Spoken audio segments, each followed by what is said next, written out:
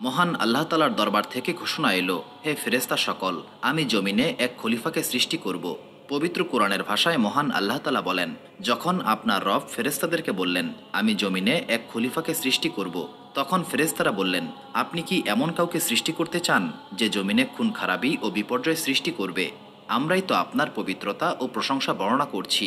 মহান আল্লাহ তালা বললেন, আমি যা জানি তোমরা তা জানো না। এরপর হজরত জিব্রাইল আলাইসাল্লামের প্রতি নির্দেশ দেওয়া হলো, জমিনের উপরিভাগ থেকে এক মুষ্টি মাটি নিয়ে এসো।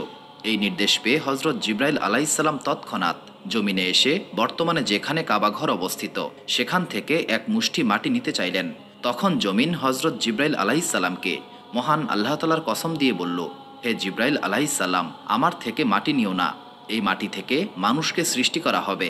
এই মানুষের সন্তান সন্ততি অত্যন্ত গুনাহগার ও শাস্তিযোগ্য হবে। আমি অসহায় মাটি, মহান আল্লাহ তালার এই আজাব ভোগ করার মতো শক্তি আমার মধ্যে নেই। এই কথা শুনে হজরত জিব্রাইল আলাইসাল্লাম মাটি নেওয়া থেকে বিরত থাকলেন এবং তিনি ফেরত গেলেন। এইভাবে মিকাইল এবং ইসরাফিল আলাইসাল্লাম দ্বারাও মাটি নেওয়ার আদেশ পরিপূর্ণ হয় নাই।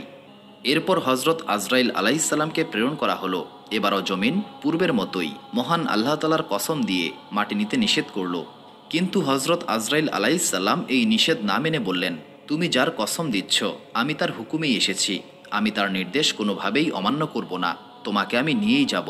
সুতরাং হজরত আজরাইল আলাইসাল্লাম হাত বের করে সমগ্র দুনিয়া থেকে এক মুষ্টি মাটি নিয়ে ঊর্ধ্ব জগতে চলে আসেন এবং মহান আল্লাহ তালার দরবারে নিবেদন করলেন, ইয়া মহান আল্লাহ তালা, আমি মাটিকে হাজির করেছি। তখন মহান আল্লাহ তালা বললেন, হে আজরাইল, এই মাটি থেকেই আমি জমিনে খলিফা সৃষ্টি করব এবং তার জীবন হরণ করার জন্য তোমাকেই নিয়োগ করব। তখন হজরত আজরাইল আলাইসাল্লাম বললেন, ইয়া মহান আল্লাহ তালা, এই দায়িত্ব প্রাপ্ত হলে আপনার বান্দারা আমাকে দুশ্মন ভাববে এবং গালি দেবে। তখন মহান আল্লাহ তালা বললেন, আমি সমগ্র সৃষ্টির স্রষ্টা, আমি প্রত্যেকেরই মৃত্যুর জন্য এক একটি করে কারণ সৃষ্টি করব, ফলে প্রত্যেকেই আমার সৃষ্ট কারণের অধীনেই মৃত্যুবরণ করবে। সুতরাং তখন আর কেউ তোমাকে দুশ্মন ভাববে না। আমি কাউকে ব্যথাজনিত রোগে জড়াবো, কাউকে অগ্নিতাপে এবং কাউকে পানিতে নিমজ্জিত করব। অতপর মহান আল্লাহ তালার হুকুমে ফেরেস্তারা সমগ্র দুনিয়া থেকে সংগৃহীত মাটি তায়েফ ও মক্কা শরীফের মাঝখানে রেখে দিল। তখন মহান আল্লাহ তালার রহমতে বৃষ্টি বর্ষিত হলো। এতে 2 বছরে সেই মাটি কাদায় রূপান্তরিত হলো, 4র্থ বছরে খনখনে মাটিতে এবং 6ষ্ঠ বছরে শুকনো মাটিতে পরিণত হলো। 8ম বছরে হজরত আদম আলাইসাল্লামের আকৃতি সৃষ্টি হলো। এরপর একদিন ইবলিশ 70,000 ফেরেস্তাকে সঙ্গে করে হজরত আদম আলাইসাল্লামের নিকটে আসলো এবং দেখতে পেল তার দেহ পিঞ্জর মাটিতে পড়ে আছে। এতে করে ইবলিশ হজরত আদম আলাইসাল্লামের প্রতি অসম্মানের দৃষ্টিতে তাকালো। আরেকদিন ফেরেস্তারা ইবলিশকে বলল, এই মাটি থেকেই মহান আল্লাহ তালা মানুষকে সৃষ্টি করবেন। তখন ইবলিশ বলল, মহান আল্লাহ তালা যদি এই আকৃতিকে আমার অধীনস্থ করে দেন তাহলে আমি একে ধ্বংস করে ফেলব, আর যদি আমাকে তার অধীনস্থ করে দেওয়া হয় তবে কোনোভাবেই আমি তার আনুগত্য করব না। আবদুল্লাহ ইবনে আব্বাস রাদিয়াল্লাহু তাআলা আনহু থেকে বর্ণিত, তিনি বলেন, একদিন অভিশপ্ত ইবলিশ হজরত আদম আলাইসাল্লামের দেহ পিঞ্জরে ঢুকে নাভি পর্যন্ত পৌঁছে যায়, কিন্তু হজরত আদম আলাইসাল্লামের দেহের ভেতরে এত উত্তাপ ছিল যে সে বের হয়ে আসে। এতে করে আদম আলাইসাল্লামের প্রতি ইবলিশের হিংসা বিদ্বেষ ও শত্রুতা বৃদ্ধি পায় এবং হজরত আদম আলাইসাল্লামের দেহ পিঞ্জরের উপর থুতু নিক্ষেপ করে চলে আসে। এরপর জিব্রাইল আলাইসাল্লাম মহান আল্লাহ তালার হুকুমে হজরত আদম আলাইসাল্লামের দেহ পিঞ্জর থেকে ইবলিশের থুতু সংগ্রহ করে তা থেকে কুকুরকে সৃষ্টি করেন। এই ঘটনার 40 দিন পর হজরত আদম আলাইসাল্লামের রূহকে সৃষ্টি করা হলে হজরত জিব্রাইল, মিকাইল, ইসরাফিল ও হজরত আজরাইল আলাইসাল্লামের প্রতি মহান আল্লাহ তালার আদেশ জারি হয়, তোমরা আদমের রূহকে আদমের দেহ পিঞ্জরের নিকট পৌঁছে দাও। তখন তাদের প্রত্যেকের সঙ্গে 70,000 ফেরেস্তা সহ হজরত আদম আলাইসাল্লামের রূহকে একটি নূরের রেকাবিতে করে আরেকটি নূরের রেকাবি দিয়ে ঢেকে হজরত আদম আলাইসাল্লামের মাথার উপরে রেখে যে রেকাবি দ্বারা রূহকে ঢাকা হয়েছিল সেটি উঠিয়ে নেওয়া হয়। কিভাবে হজরত আদম আলাইসাল্লামের রূহ দেহ পিঞ্জরে প্রবেশ করে তা দেখার জন্য সপ্ত আসমানে অবস্থিত সকল ফেরেস্তারা এসে হাজির হয়। তখন আওয়াজ এলো, হে রূহ, এই দেহ পিঞ্জরে প্রবেশ করো। তখন হজরত আদম আলাইসাল্লামের রূহ দেহ পিঞ্জরের চতুর্দিকে 7 বার চক্কর দেয়, কিন্তু ভেতরে যেতে না পেরে নিবেদন করল, ইয়া মহান আল্লাহ তালা, এই অন্ধকার দেহ পিঞ্জরে আমি কিভাবে প্রবেশ করব? তখন আওয়াজ এলো, হে আদমের রূহ, তুমি অনিচ্ছায় এই দেহ পিঞ্জরে প্রবেশ করো এবং অনিচ্ছায় বের হও। এই নির্দেশ পেয়ে হজরত আদম আলাইসাল্লামের রূহ হজরত আদম আলাইসাল্লামের দেহ পিঞ্জরে প্রবেশ করে মস্তিষ্কের চারদিকে ঘুরতে থাকে। যখন হজরত আদম আলাইসাল্লাম চোখ খোলেন তৎক্ষণাৎ তার রূহ মস্তিষ্ক থেকে কণ্ঠনালীতে, কণ্ঠনালী থেকে বক্ষে এবং বক্ষ থেকে নাভি পর্যন্ত পৌঁছে যায়। কর্দমাক্ত দেহপিঞ্জর, গোশত, হাড়, অস্থিমজ্জা এবং অন্ত্রে পরিণত হয়ে গেলে মহান আল্লাহ তালার কুদরতে হজরত আদম আলাইসাল্লাম জমিনের উপর হাত ঠেস দিয়ে উঠে বসার চেষ্টা করেন। তখন ফেরেশতারা বলে ওঠেন, এই বান্দা খুবই চঞ্চল হবে, এখনও তার দেহের অর্ধেকটা কর্দমাক্ত, অথচ সে উঠে বসতে চাচ্ছে। এই সম্পর্কে মহান আল্লাহ তালা বলেন, মানুষকে সৃষ্টি করা হয়েছে চঞ্চল করে। এবার হজরত আদম আলাইসাল্লাম নিজের দেহের প্রতি দেখলেন মহান আল্লাহ তালা তাকে কিভাবে সৃষ্টি করেছেন। এই সময় তার রূহ, রগসমূহ, গোশত, হাড় ও অস্থিমজ্জা, মোট কথা সারা শরীরে বাতাসের মতো ঘুরতে থাকে। তখন হজরত আদম আলাইসাল্লামের মস্তিষ্ককে শুইয়ে দেওয়া হয় এবং তার চেহারা মর্দনের জন্য ফেরেশতাদেরকে পাঠানো হয়। তখন তার রূহ, গোশত, হাড়, মজ্জা এবং রগসমূহে স্থিরতা প্রাপ্ত হয়। এর অনতিকাল পরেই হজরত আদম আলাইসাল্লামের হাঁচি আসে। মহান আল্লাহ তালার পক্ষ থেকে আগত ইলহামের শিক্ষা অনুসারে হজরত আদম আলাইহিসসালাম আলহামদুলিল্লাহ বলেন। জবাবে মহান আল্লাহ তালার তরফ থেকে বলা হয়, ইয়ার হামুক আল্লাহ। তাই কেউ হাঁচি দিয়ে আলহামদুলিল্লাহ বললে জবাবে ইয়ার হামুক আল্লাহ বলা মুসলিমদের উপর ওয়াজিব করা হয়েছে। অতপর সব ফেরেশতাদেরকে নির্দেশ দেওয়া হলো হজরত আদম আলাইসাল্লামকে সিজদা করার জন্য। পবিত্র কুরআনের ভাষায় মহান আল্লাহ তালা বলেন, আর যখন আমি ফেরেশতাদেরকে বললাম আদমকে সিজদা করো, তখন ইবলিশ ব্যতীত সকলেই সিজদা করল এবং সে অস্বীকৃতি জানালো ও অহংকার করল এবং কাফেরদের অন্তর্ভুক্ত হয়ে গেল। ফেরেশতারা সিজদা থেকে মাথা উঠিয়ে বুঝতে পারলেন সিজদা করতে অস্বীকৃতি জ্ঞাপনকারী ইবলিশ। তখন ফেরেশতারা দ্বিতীয়বার সিজদায় পতিত হলেন।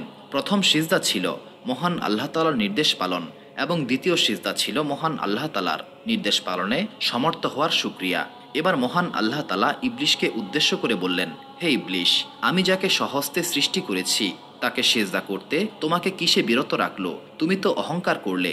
তখন ইবলিশ বলল, আমি আদম থেকে শ্রেষ্ঠ, আপনি আমাকে আগুন দ্বারা এবং তাকে মাটি দ্বারা সৃষ্টি করেছেন। এবার মহান আল্লাহ তাআলা তাকে উদ্দেশ্য করে বললেন, তুই এখান থেকে বের হয়ে যা, কেননা তুই মরদুদ অর্থাৎ অভিশপ্ত হয়েছিস। তোর প্রতি আমার অভিশাপ কিয়ামত পর্যন্ত। ইবলিশের প্রতি এই বহিষ্কারাদেশের প্রয়োগের ক্ষেত্র সম্পর্কে উলামায়ে কেরামের মতভেদ রয়েছে। কেউ কেউ বলেন বের হয়ে যা এর মর্ম হচ্ছে ঈমান থেকে বের হয়ে যা, আবার কারো কারো মতে ফেরেশতাকুলের মধ্য থেকে বের হয়ে ইবলিশ হয়ে যা। তখন মহান আল্লাহ তাআলার গজবে ইবলিশের আকৃতি বিগড়ে গেল, তার চক্ষুদয় বুকে চলে আসলো। এরপর কেউ তাকে দেখলেই বলতো, এ মহান আল্লাহ তাআলার দরবার থেকে বিতাড়িত, অভিশপ্ত, লাঞ্ছিত ও অপমানিত হয়েছে।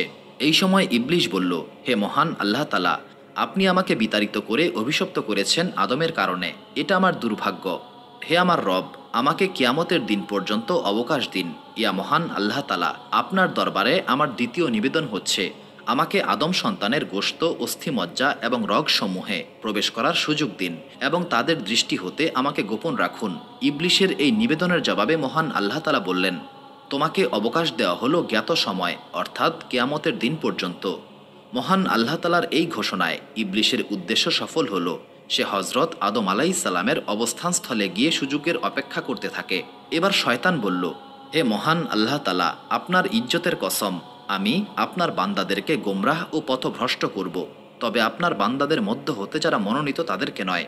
তার কথার উত্তরে মহান আল্লাহ তাআলা বললেন, আমি জাহান্নাম ভর্তি করব তুই এবং তোর অনুসারীদেরকে দিয়ে। এরপর মহান আল্লাহ তাআলার নির্দেশে ফেরেশতাগণ হজরত আদম আলাইহিসসালামের আসন জান্নাতুল ফেরদৌসে নিয়ে আসেন এবং মহান আল্লাহ তাআলা হজরত আদম আলাইহিসসালামকে সর্বপ্রকার নিয়ামত দান করলেন। এরপরেও তার মানসিক স্থিরতা ও প্রশান্তি ছিল না, কেননা সকল আরামায়েশ ও মানসিক প্রশান্তি অর্জিত হয় সমগোত্রীয়ের সহচর্য থেকে। কিন্তু সারা জগতে কোথাও হজরত আদম আলাইহিসসালামের সমগোত্রীয় কেউ ছিল না এবং মহান আল্লাহ তাআলার ইচ্ছাই ছিল তার জোড়া সৃষ্টি করার, কেননা মহান আল্লাহ তাআলা ব্যতীত আর কেউই জোড়ার প্রয়োজনমুক্ত নয়। হজরত আদম আলাইহিসসালাম যখন অস্থির চঞ্চল হলেন তখন মহান আল্লাহ তাআলা তার উপর নিদ্রা চাপিয়ে দিলেন। এই অবস্থায় মহান আল্লাহ তাআলা হজরত জিব্রাইল আলাইহিসসালামকে দিয়ে তার বাম পাজরের একখানা হাড় বের করে নিয়ে আসেন। এতে করে হজরত আদম আলাইহিসসালাম কোনো প্রকার ব্যথা বেদনা বা কষ্ট পান নাই। যদি তাই হতো তাহলে কখনো পুরুষের অন্তরে নারীর প্রতি প্রেম ভালোবাসার সৃষ্টি হতো না। উক্ত হাড় থেকে মহান আল্লাহ তাআলা হজরত হাওয়া আলাইহিসসালামকে সৃষ্টি করলেন। চেহারার সৌন্দর্য, রূপ লাবণ্য, এক কথায় জগতে নারীকুলের মাঝে যা কিছু প্রয়োজন আছে সব কিছুই তাকে দান করা হলো। মহান আল্লাহ তালা হজরত হাওয়া আলাহিসাল্লামকে চাতুর্য, বুদ্ধিমত্তা, লজ্জাশীলতা এবং পরিপূর্ণ প্রীতি ও ভালোবাসার গুণ বৈশিষ্ট্য দান করলেন। তাকে জান্নাতের স্বর্ণখচিত সুসজ্জিত পোশাক পরিয়ে মাথায় স্বর্ণখচিত মুকুট দিয়ে স্বর্ণখচিত আসনে বসানো হলো। এরপর হজরত আদম আলাইসাল্লামকে ঘুম থেকে জাগিয়ে তার সঙ্গে সাক্ষাৎ ঘটানো হলো। হজরত আদম আলাইসাল্লাম বিবি হাওয়া আলাইসাল্লামকে এইভাবে দেখে তার প্রতি হাত প্রসারিত করতে চাইলে মহান আল্লাহ তালার পক্ষ থেকে আওয়াজ এলো, আদম, সাবধান, তাকে স্পর্শ করো না, বিবাহ ব্যতীত তার সংস্পর্শ তোমার জন্য হারাম। তখন হজরত আদম আলাইসাল্লাম বিয়ের জন্য নিবেদন করলেন এবং মহান আল্লাহ তালা তা কবুল করে উভয়কে বিয়ে দেন। এই উপলক্ষে মহান আল্লাহ তালা ফেরেশতাদেরকে বলেন, যত পর্দা আছে সমস্ত কিছুই লাগানো হোক। এই বিবাহ উপলক্ষে মহান আল্লাহ তালা সমগ্র ফেরেশতাদেরকে একত্রিত করেন এবং ফেরেশতারা তুবা বৃক্ষের নিচে হাজির হলে মহান আল্লাহ তালা সমস্ত পর্দা উঠিয়ে দেন এবং নিজেই নিজের স্তুতি প্রশংসা ফেরেশতাদেরকে শুনিয়ে দেন। মহান আল্লাহ তালা হজরত আদম আলাইসাল্লামের বিয়ের খুতবা পাঠ শেষ করলে ফেরেশতারা আনন্দ উৎসব করতে থাকে। অতপর মহান আল্লাহ তালা ঘোষণা করলেন, হে আদম, তুমি এবং তোমার স্ত্রী জান্নাতে যাও এবং সেখান থেকে যা ইচ্ছা সানন্দে খাও, কিন্তু খবরদার ওই বৃক্ষটির নিকটেও যেও না, তাহলে তোমরা জালেমদের অন্তর্ভুক্ত হয়ে যাবে। অতপর বলা হলো, হে আদম, তুমি শয়তানের ধোঁকা ও প্রতারণা থেকে সাবধান থাকবে, সে তোমাদের প্রকাশ্য শত্রু। এই ঘটনার বেশ কিছুদিন পর অভিশপ্ত ইবলিশ জান্নাতে হজরত আদম আলাইসাল্লামের নিকট গমন করে তাকে পথভ্রষ্ট করার পরিকল্পনা করতে থাকল। ইবলিশ মহান আল্লাহ তালার 3টি ইসমে আজম জানত, সেটা পাঠ করে 7 আসমান অতিক্রম করে জান্নাতের দ্বারে উপনীত হলো। জান্নাতের দরজা বন্ধ দেখতে পেয়ে কিভাবে জান্নাতে প্রবেশ করা যায় এটা নিয়ে চিন্তা ভাবনা করতে লাগলো। ঘটনাচক্রে একটি ময়ূর জান্নাতের দেয়ালে বসা ছিল। ময়ূর দেখল ইবলিশ ইসমে আজম পড়ছে। ময়ূর ইবলিশের পরিচয় জানতে চাইল। ইবলিশ তখন উত্তর দিল, আমি মহান আল্লাহ তালার একজন ফেরেশতা। তখন ময়ূর বলল, তুমি এখানে কেন বসে আছো? শয়তান উত্তর দিল, আমি জান্নাত দেখছি এবং তাতে প্রবেশ করতে যাচ্ছি। ইবলিশ তাকে জান্নাতে নিয়ে যাওয়ার জন্য অনুরোধ করল, কিন্তু ময়ূর বলল, যতক্ষণ পর্যন্ত হজরত আদম আলাইসাল্লাম জান্নাতে অবস্থান করবেন ততক্ষণ পর্যন্ত কাউকে জান্নাতে নিয়ে যাওয়া আমার প্রতি কোনো আদেশ নেই। তখন শয়তান বলল, তুমি আমাকে জান্নাতে নিয়ে যাও, আমি তোমাকে এমন 3টি দোয়া শিখিয়ে দেব, যে ব্যক্তি এই 3টি দোয়া শিখবে ও আমল করবে সে 3টি বিষয় লাভ করবে। সে কখনো বৃদ্ধ হবে না, মৃত্যুবরণ করবে না এবং সর্বদা জান্নাতে অবস্থান করবে। ময়ূর তখন জান্নাতের দেয়াল থেকে নেমে আসলো এবং ইবলিশকে নিয়ে উভয়েই জান্নাতের দরজায় গিয়ে দাঁড়ালো এবং ময়ূর সাপের নিকট এই ঘটনা ফাঁস করে দিল। সাপ এই কথা শুনতেই জান্নাতের দরজা বন্ধ করে নিজের মাথা বের করে ইবলিশকে বলতে লাগলো, তুমি কে এবং কোথা থেকে এসেছো? ইবলিশ বলল, আমি মহান আল্লাহ তালার এক ফেরেশতা। সাপ বলল, তুমি আমাকে তোমার দোয়া শেখাও। ইবলিশ বলল, আমি এই শর্তে শেখাবো, তুমি আমাকে জান্নাতে নিয়ে যাবে। তখন সাপ বলল, যতক্ষণ হজরত আদম আলাইসাল্লাম জান্নাতে থাকবেন মহান আল্লাহ তালার হুকুম নাই অন্য কাউকে সেখানে নিয়ে যাওয়ার। তখন ইবলিশ বলল, আমি জান্নাতে আমার পা ফেলব না, বরং আমি তোমার মুখের ভেতর অবস্থান করব, সেখান থেকে বের হব না। তখন সাপ মুখ প্রসারিত করে দিলে ইবলিশ তার মুখে ঢুকে পড়ল এবং সাপ তাকে নিয়ে জান্নাতের দরজা বন্ধ করে দিল। সাপের মুখের ভেতরে লুকিয়ে জান্নাতে প্রবেশের পর ইবলিশ সাপকে বলল, তুমি আমাকে সেই বৃক্ষের নিকটে নিয়ে চলো, যার ফল খেতে মহান আল্লাহ তালা হজরত আদম আলাহিসাল্লামকে নিষেধ করেছেন। সাপ ইবলিশকে সেই নিষিদ্ধ বৃক্ষের নিকটে নিয়ে গেল এবং ইবলিশ সাপের মুখের ভেতরে থেকেই প্রতারণামূলকভাবে কান্নাকাটি শুরু করে দিল। সুতরাং যে সর্বপ্রথম মুনাফিকি কান্না কেঁদেছিল সে হচ্ছে অভিশপ্ত ইবলিশ। সুতরাং তার কান্না শুনে জান্নাতের হুর গেলমান সকলেই একত্র হয়ে বলাবলি করতে লাগলো, আমরা কখনো সাপের মুখ থেকে এমন আওয়াজ শুনতে পাইনি। হজরত হাওয়া আলাইসাল্লাম সাপকে জিজ্ঞাসা করলেন, তুমি কেন কাঁদছ? ইবলিশ তখন সাপের মুখের ভেতর থেকেই উত্তর দিল, আমি এই জন্য কাঁদছি যে তোমাদেরকে জান্নাত থেকে বের করে দেওয়া হবে, কেননা মহান আল্লাহ তালা তোমাদেরকে সেই বৃক্ষের ফল খেতে নিষেধ করেছেন, যে বৃক্ষের ফল ভক্ষণকারীকে কখনোই জান্নাত থেকে বের করা হয় না। মহান আল্লাহ তালা এই ঘটনা সম্পর্কে পবিত্র কোরআনে বলেন, অর্থাৎ ইবলিশ বলল, হে আদম, আমি তোমাকে এমন বৃক্ষের সন্ধান দেব যা থেকে তোমার চিরন্তন জীবন অর্জিত হবে এবং তোমার রাজত্ব পূর্ণ হবে না। সে মহান আল্লাহ তালার নামে কসম করে বলল, হে আদম, আমি এই ব্যাপারে মিথ্যা বলছি না, তোমার অকল্যাণও আমার কাম্য নয়, আমি তোমাকে সৎ উপদেশ দিচ্ছি। মহান আল্লাহ তালা এই ব্যাপারে বলেন, ইবলিশ আদম ও হাওয়ার নিকট কসম করে বলেছিল, আমি তোমাদের কল্যাণ চাই। অতঃপর তাদেরকে প্রতারণা দ্বারা আকৃষ্ট করে ফেলল। অতএব সর্বপ্রথম মিথ্যা কসমকারীও অভিশপ্ত ইবলিশ। তাই হজরত হাওয়া আলাইহিসসালাম ইবলিশের মিথ্যা কসমে প্রতারিত হয়ে নিষিদ্ধ বৃক্ষের প্রতি হাত বাড়িয়ে গন্ধমের 3টি বিচি নিয়ে নিজে একটি বিচি খেয়ে 2টি হজরত আদম আলাইহিসসালামের জন্য নিয়ে গেল। হজরত মুয়াজ রাদিয়াল্লাহু তাআলা আনহু নিজের তাফসিরে বলেন, হজরত হাওয়া আলাইহিসসালাম যখন গন্ধমের খোসা ভাঙেন তখন খোসা ভাঙার স্থান লাল বর্ণ ধারণ করে এবং সেখান থেকে 1 ফোঁটা রক্ত টপকে পড়ে। হজরত আদম আলাইহিসসালাম তখন জান্নাতে নিজের আসনে বসা ছিলেন। তখন বিবি হাওয়া আলাইহিসসালাম গন্ধম নিয়ে তার নিকটে উপস্থিত হন। গন্ধমের সুঘ্রাণ অনুভব করতেই হজরত আদম আলাইহিসসালাম নিজের আসন ছেড়ে উঠে দাঁড়ান এবং বিবি হাওয়াকে উদ্দেশ্য করে বলেন, মহান আল্লাহ তাআলা এটা খেতে নিষেধ করেছেন। বিবি হাওয়া আলাইহিসসালাম বললেন, আমি এটা খেয়েছি এবং 2টি আপনার জন্য নিয়ে এসেছি। হজরত আদম আলাইহিসসালাম জিজ্ঞাসা করলেন, এটার স্বাদ কেমন? হাওয়া উত্তর দিলেন, এর স্বাদ মিষ্টি মধুর মতো। হজরত আদম আলাইহিসসালাম বললেন, আমি এটা খাবো না, কেননা মহান আল্লাহ তাআলা এই গাছের ফল না খাওয়ার ব্যাপারে আমাকে নিষেধ করেছেন।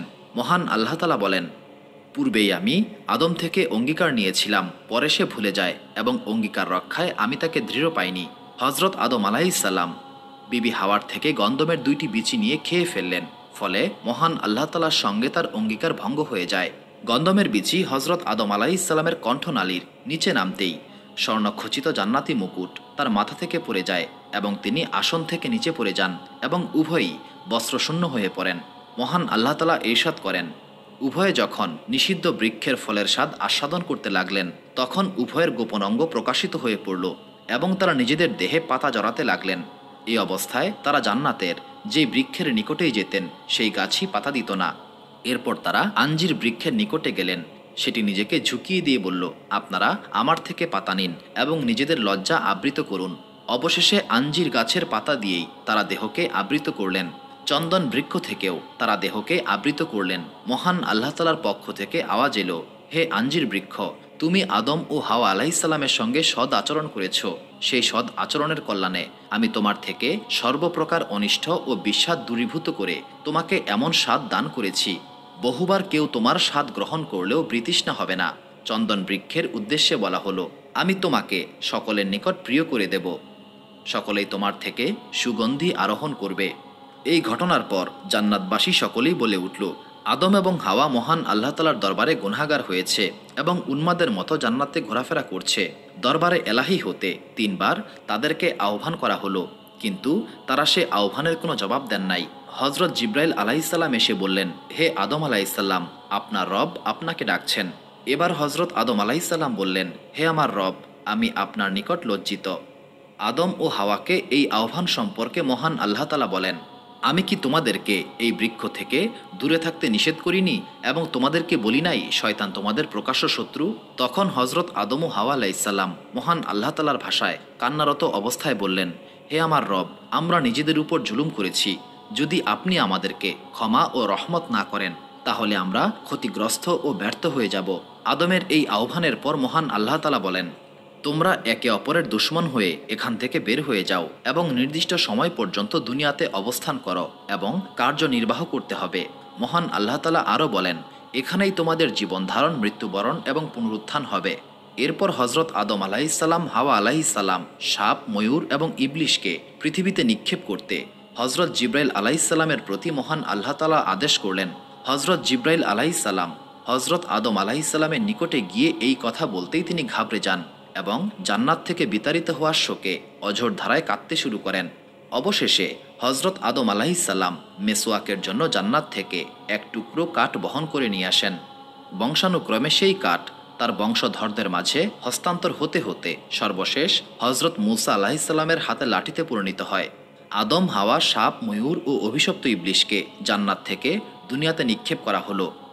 হজরত আদম আলাইহিসসালামকে ভারতের একটি উপদ্বীপ চারণ দ্বীপে, হজরত হাওয়া আলাইহিসসালামকে খোরাসানে নিক্ষিপ্ত করা হয়। ময়ূরকে সিস্তানে, সাপকে ইস্পাহানে এবং অভিশপ্ত ইবলিশকে দেওমান্ত পাহাড়ে নিক্ষেপ করা হয়। চারণদ্বীপে নিক্ষিপ্ত হয়ে হজরত আদম আলাইহিসসালাম 40 বছর পর্যন্ত তার গুনাহ ক্ষমার জন্য মহান আল্লাহ তাআলার দরবারে কান্নাকাটি করতে থাকেন। অপর এক বর্ণনায় 300 বছরের কথা বলা হয়েছে। তিনি এইরূপ কান্নাকাটি করতে থাকেন যে তার চোখের পানিতে নহর প্রবাহিত হয়। এরপর একদিন হজরত জিব্রাইল আলাইহিসসালাম এসে হজরত আদম আলাইহিসসালামকে বলেন, মৃত্যুর পূর্বে আপনার হজ সমাপ্ত করুন। মৃত্যুর কথা শুনতেই হজরত আদম আলাইহিসসালাম ঘাবড়ে যান এবং হজের সংকল্প করেন। হজে গমনের পথে যেখানেই তার পা পড়েছে সেখানেই পরবর্তীকালে গ্রাম ও জনবসতি গড়ে উঠেছে। যেখানে তিনি বিরতি নিয়েছেন সেখানে তার পায়ের বরকতে কোনো শহর গড়ে উঠেছে। কোনো আলেম বর্ণনা করেন, চারণ দ্বীপ থেকে মক্কা পর্যন্ত হজরত আদম আলাইহিসসালামের ৩০ কদম হয়েছিল। তিনি মক্কা শরীফের নিকটবর্তী হতেই ফেরেশতারা তার নিকটে এসে বললেন, হে আদম আলাইহিসসালাম, ২০০০ বছর থেকে আমরা এই ঘরের তাওয়াফ করছি। সেই সময় কাবা ঘরের নাম ছিল বাইতুল মামুর। যে প্রাণী হারাম শরীফে আশ্রয় গ্রহণ করবে সেটি শিকার করা হারাম।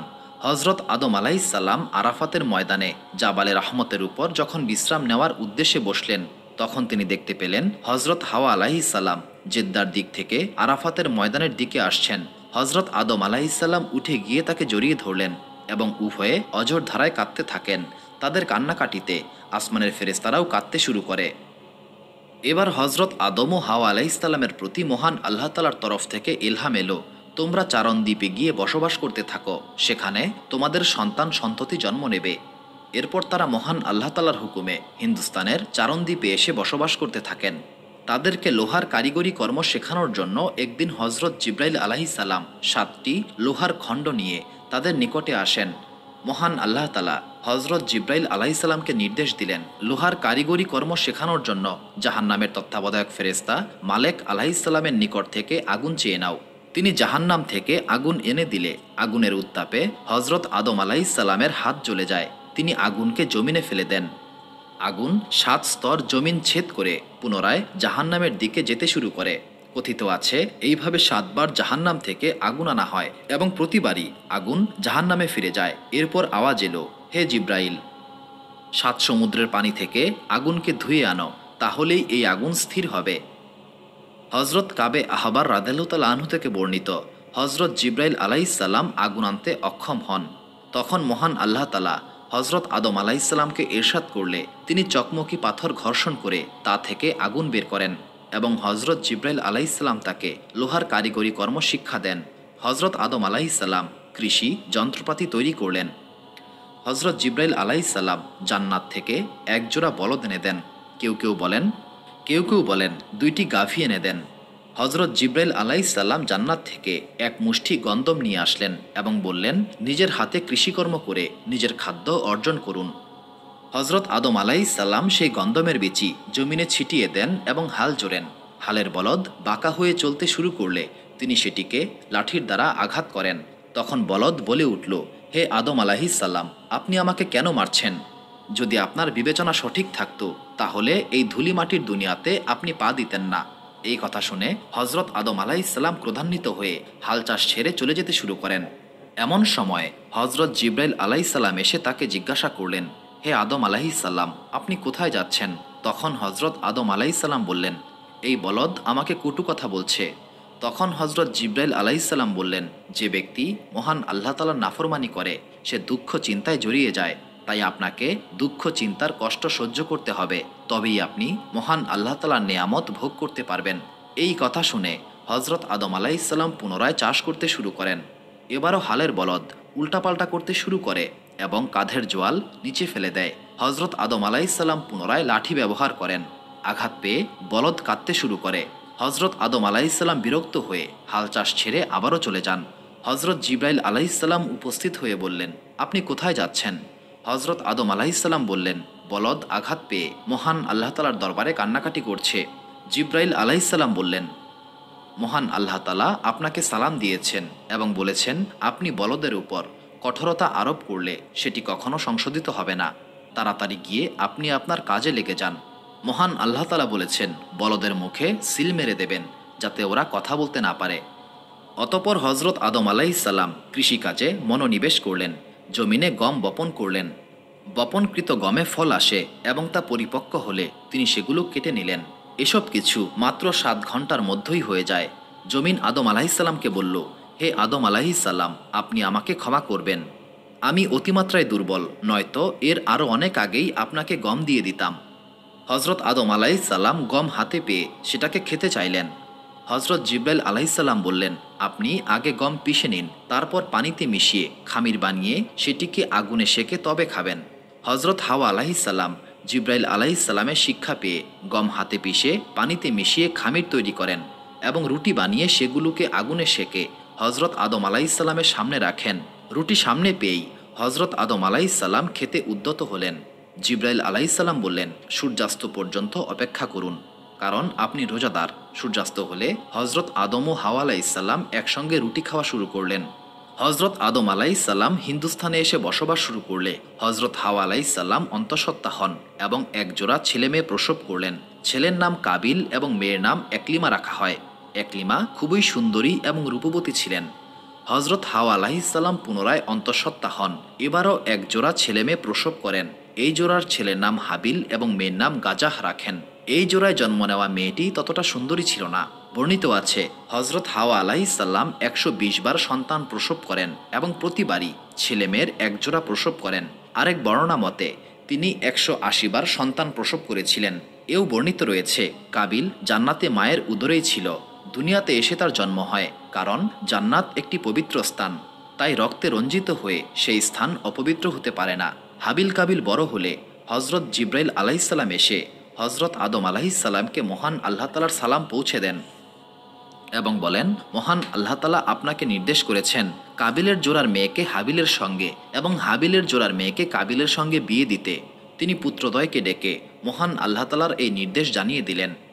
এই কথা শুনে কাবিল বলল, আমার জোড়ার বোন একলিমা অতিশয় রূপবতী, আমি তাকে হাবিলের সঙ্গে বিয়ে দেব না। আদম আলাইসাল্লাম তার পুত্র কাবিলকে বললেন, দেখো, এটা মহান আল্লাহ তালার নির্দেশ, সুতরাং তোমাকে এই নির্দেশ মানতেই হবে।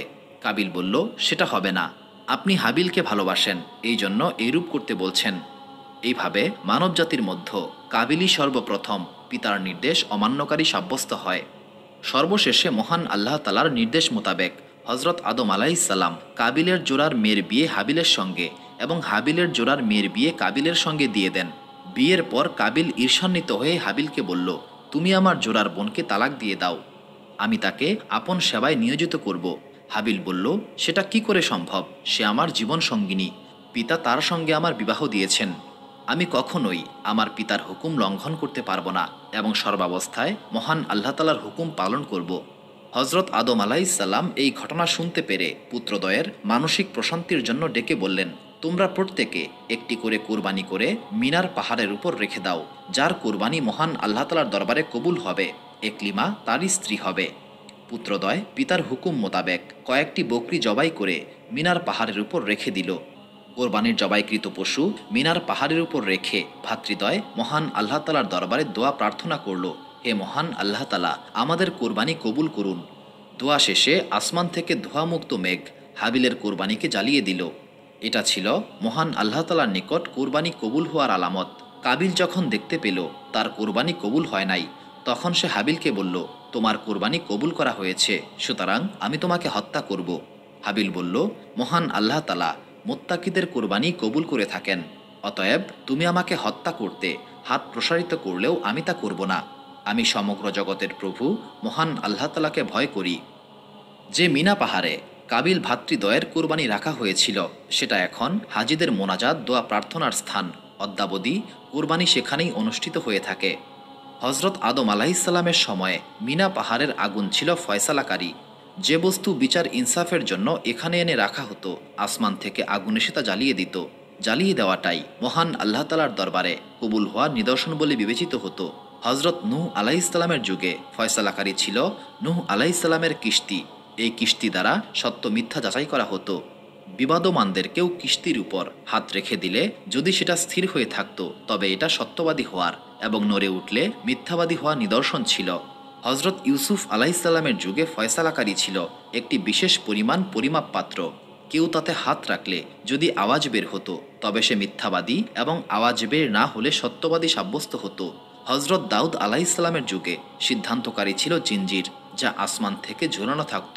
বিবাদমানদের কেউ এসে তাতে হাত রাখলে তা হাতে এসে গেলে সে সত্যবাদী, অন্যথায় মিথ্যাবাদী সাব্যস্ত হতো।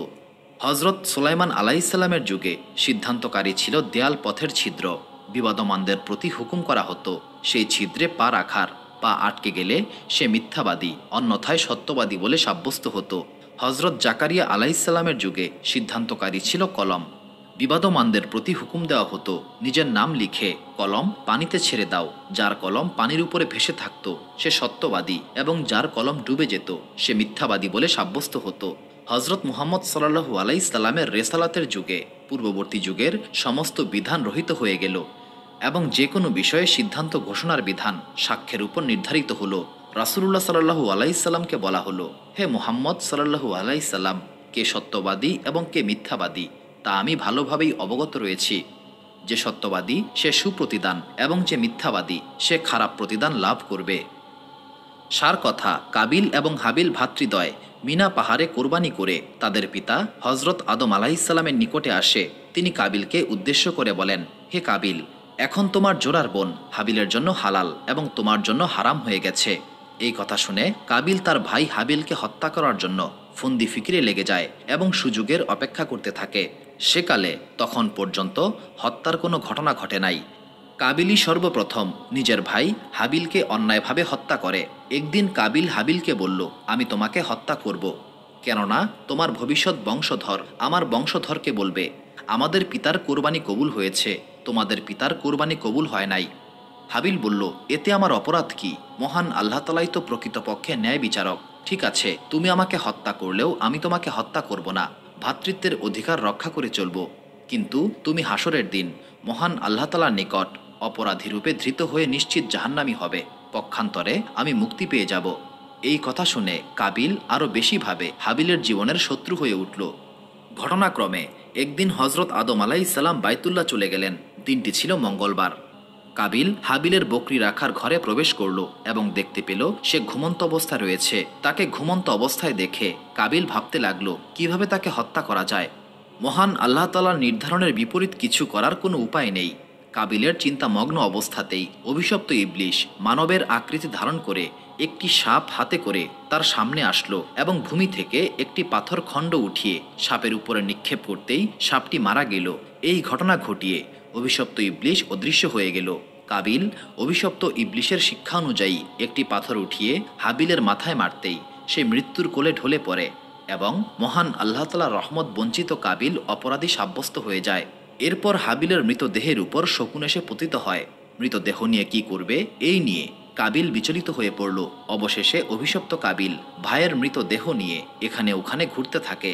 মানব ইতিহাসে প্রথম অন্যায়ভাবে হাবিল নিজের ভ্রাতা কাবিলকে হত্যা করে ফেলল। মহান আল্লাহ তাআলা তখন দুটি কাককে পাঠালেন। দুইটি কাক পরস্পরে মারামারি করে একটি আরেকটিকে মেরে ফেলল এবং নখ ও ঠোঁট দিয়ে জমিন খুঁড়ে কবরের মতো করে তাতে মৃত কাকটিকে কবর দিল।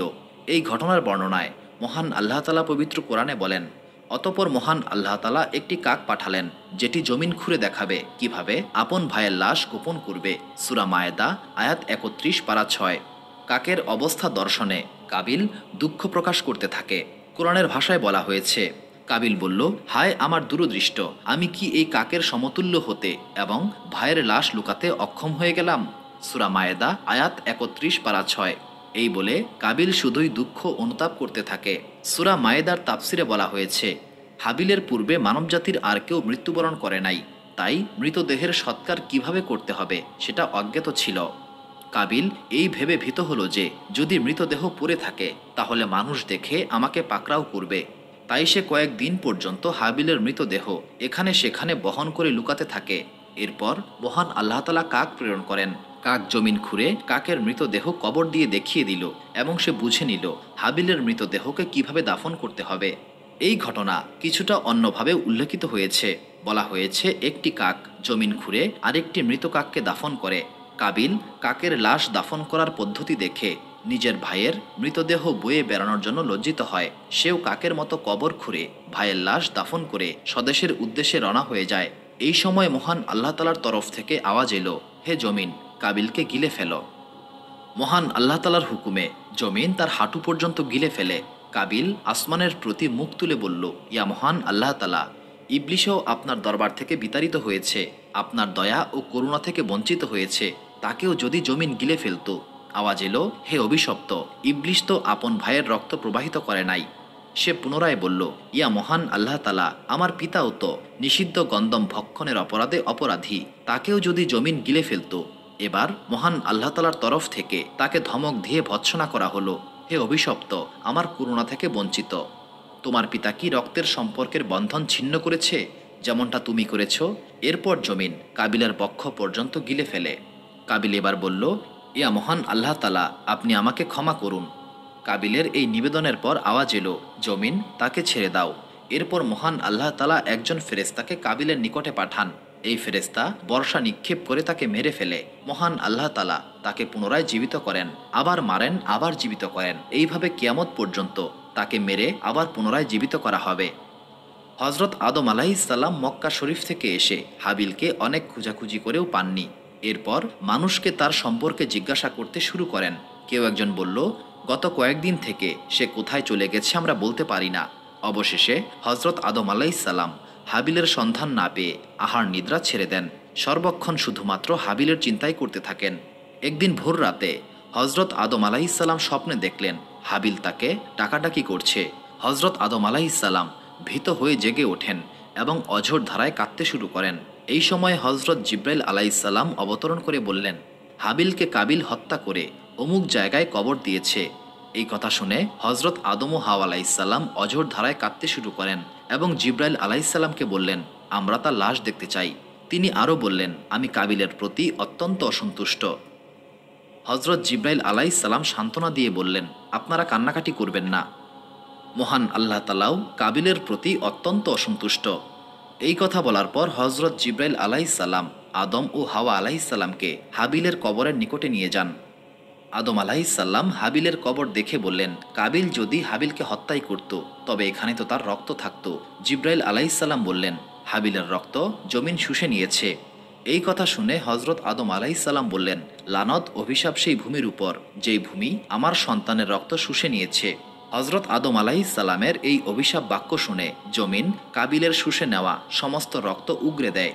হজরত আদম ও হাওয়া আলাইহিসসালাম হাবিলের কবর খুঁড়ে দেখলেন তার মাথার মগজ বের হয়ে গেছে এবং তার সারা দেহ রক্তে সিক্ত হয়ে রয়েছে। এই অবস্থা দর্শনে হজরত আদম ও হাওয়া আলাইহিসসালাম অঝোর ধারায় কাঁদতে শুরু করেন। তাদের কান্নায় আসমানে অবস্থিত সমস্ত ফেরেশতারাও কান্নাকাটি শুরু করে।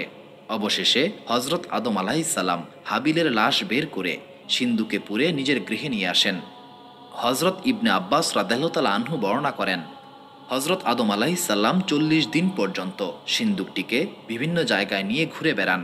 যেখানেই এই সিন্দুকটিকে নিয়ে যাওয়া হতো সেই স্থানই এই জুলুম অত্যাচারের ঘটনা দর্শনে আহাজারি করত। চতুষ্পদ জীব, পাখি এবং কীটপতঙ্গ এই অবস্থা দর্শনে কান্নাকাটি করত এবং বলতো, মনুষ্য জাতি থেকে দূরে সরে থাকা উচিত। এই অকৃতজ্ঞ জালেমরা নিজের আপন ভাইকেও হত্যা করে। এরপর হজরত আদম আলাইহিসসালাম হাবিলের লাশ নিজের বসবাসের স্থানে দাফন করেন।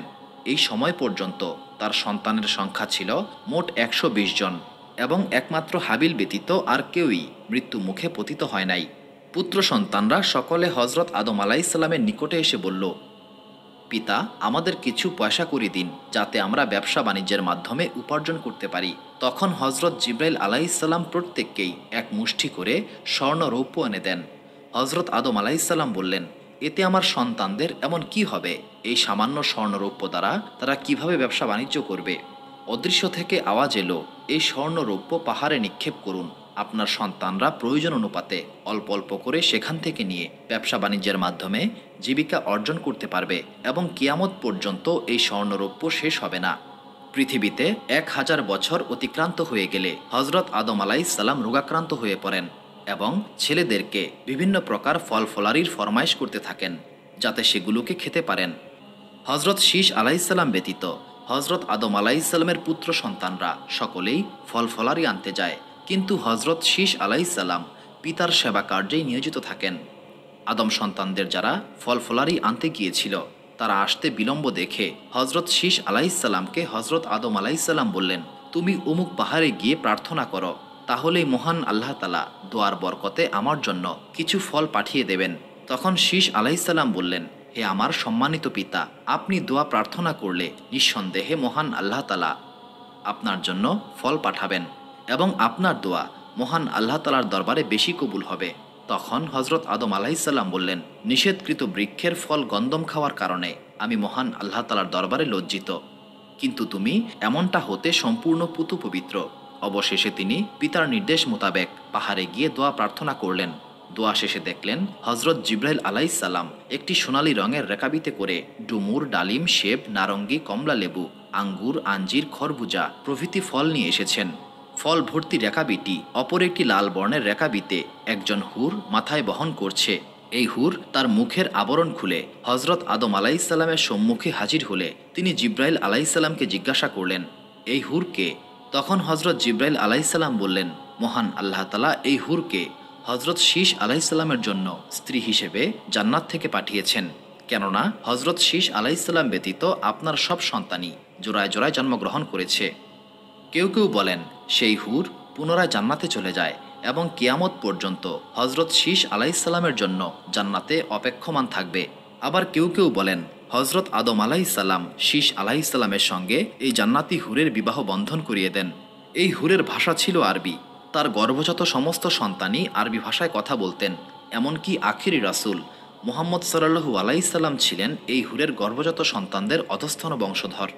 হজরত জিব্রাইল আলাইসাল্লাম জান্নাত থেকে যে সমস্ত ফল নিয়ে এসেছিলেন, হজরত আদম আলাইসাল্লাম সেখান থেকে কিছু পরিমাণ ফল খেলেন এবং কিছু পরিমাণ ফল তার ছেলেদেরকে দিলেন। হজরত আদম আলাইসাল্লামের যে সমস্ত সন্তান এই জান্নাতি ফল খেয়েছিল তারা জ্ঞানীগুণী ও প্রজ্ঞা সম্পন্ন হয়েছে। এবার হজরত আদম আলাইসাল্লাম তার পুত্রদেরকে অন্তিম উপদেশ দিলেন, অল্প সময়ের মধ্যেই আমি এই নশ্বর জগৎ ছেড়ে চিরস্থায়ী জগতে চলে যাব। হজরত শীষ আলাইসাল্লাম আমার স্থলাভিষিক্ত হবে। তোমরা সকলেই তার আনুগত্য অনুসরণ করবে এবং তার উপর বিশ্বাস স্থাপন করবে। তারা সকলে হজরত শীষ আলাইসাল্লামের আনুগত্য এবং তার উপর বিশ্বাস স্থাপনের অঙ্গীকার করলে তিনি এই নশ্বর জগৎ থেকে চিরস্থায়ী জগতে পাড়ি জমান। পিতার বিচ্ছেদে সন্তানদের সকলেই অনেক কান্নাকাটি করে এবং জানাজা পড়ে দাফন করে। দাফন শেষে সবাই 2 বছর পর্যন্ত কবরের কাছেই অবস্থান করে। এরপর সবাই পৃথক হয়ে যায়। আবু কুরাইসের পাহাড়ের এক গর্তে হজরত আদম আলাইসাল্লামের কবর রয়েছে। এই গর্তটির নাম গারে কানজ।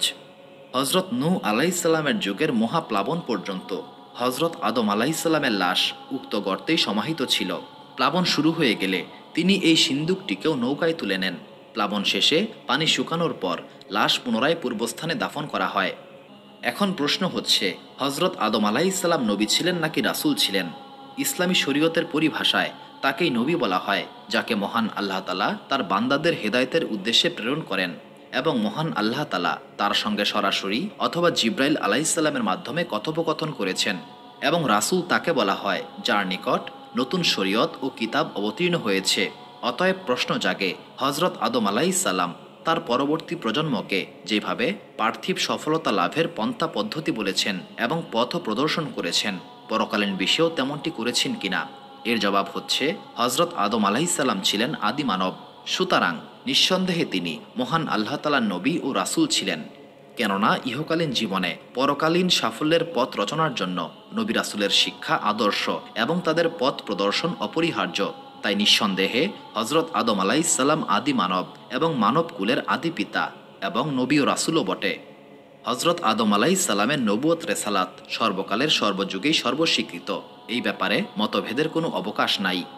মহান আল্লাহ তাআলার দরবার থেকে ঘোষণা এলো, হে ফেরেশতা সকল, আমি জমিনে এক খলিফাকে সৃষ্টি করব। পবিত্র কোরআনের ভাষায় মহান আল্লাহ তাআলা বলেন, যখন আপনার রব ফেরেশতাদেরকে বললেন আমি জমিনে এক খলিফাকে সৃষ্টি করব, তখন ফেরেশতারা বললেন, আপনি কি এমন কাউকে সৃষ্টি করতে চান যে জমিনে খুন খারাপি ও বিপর্যয় সৃষ্টি করবে? আমরাই তো আপনার পবিত্রতা ও প্রশংসা বর্ণনা করছি।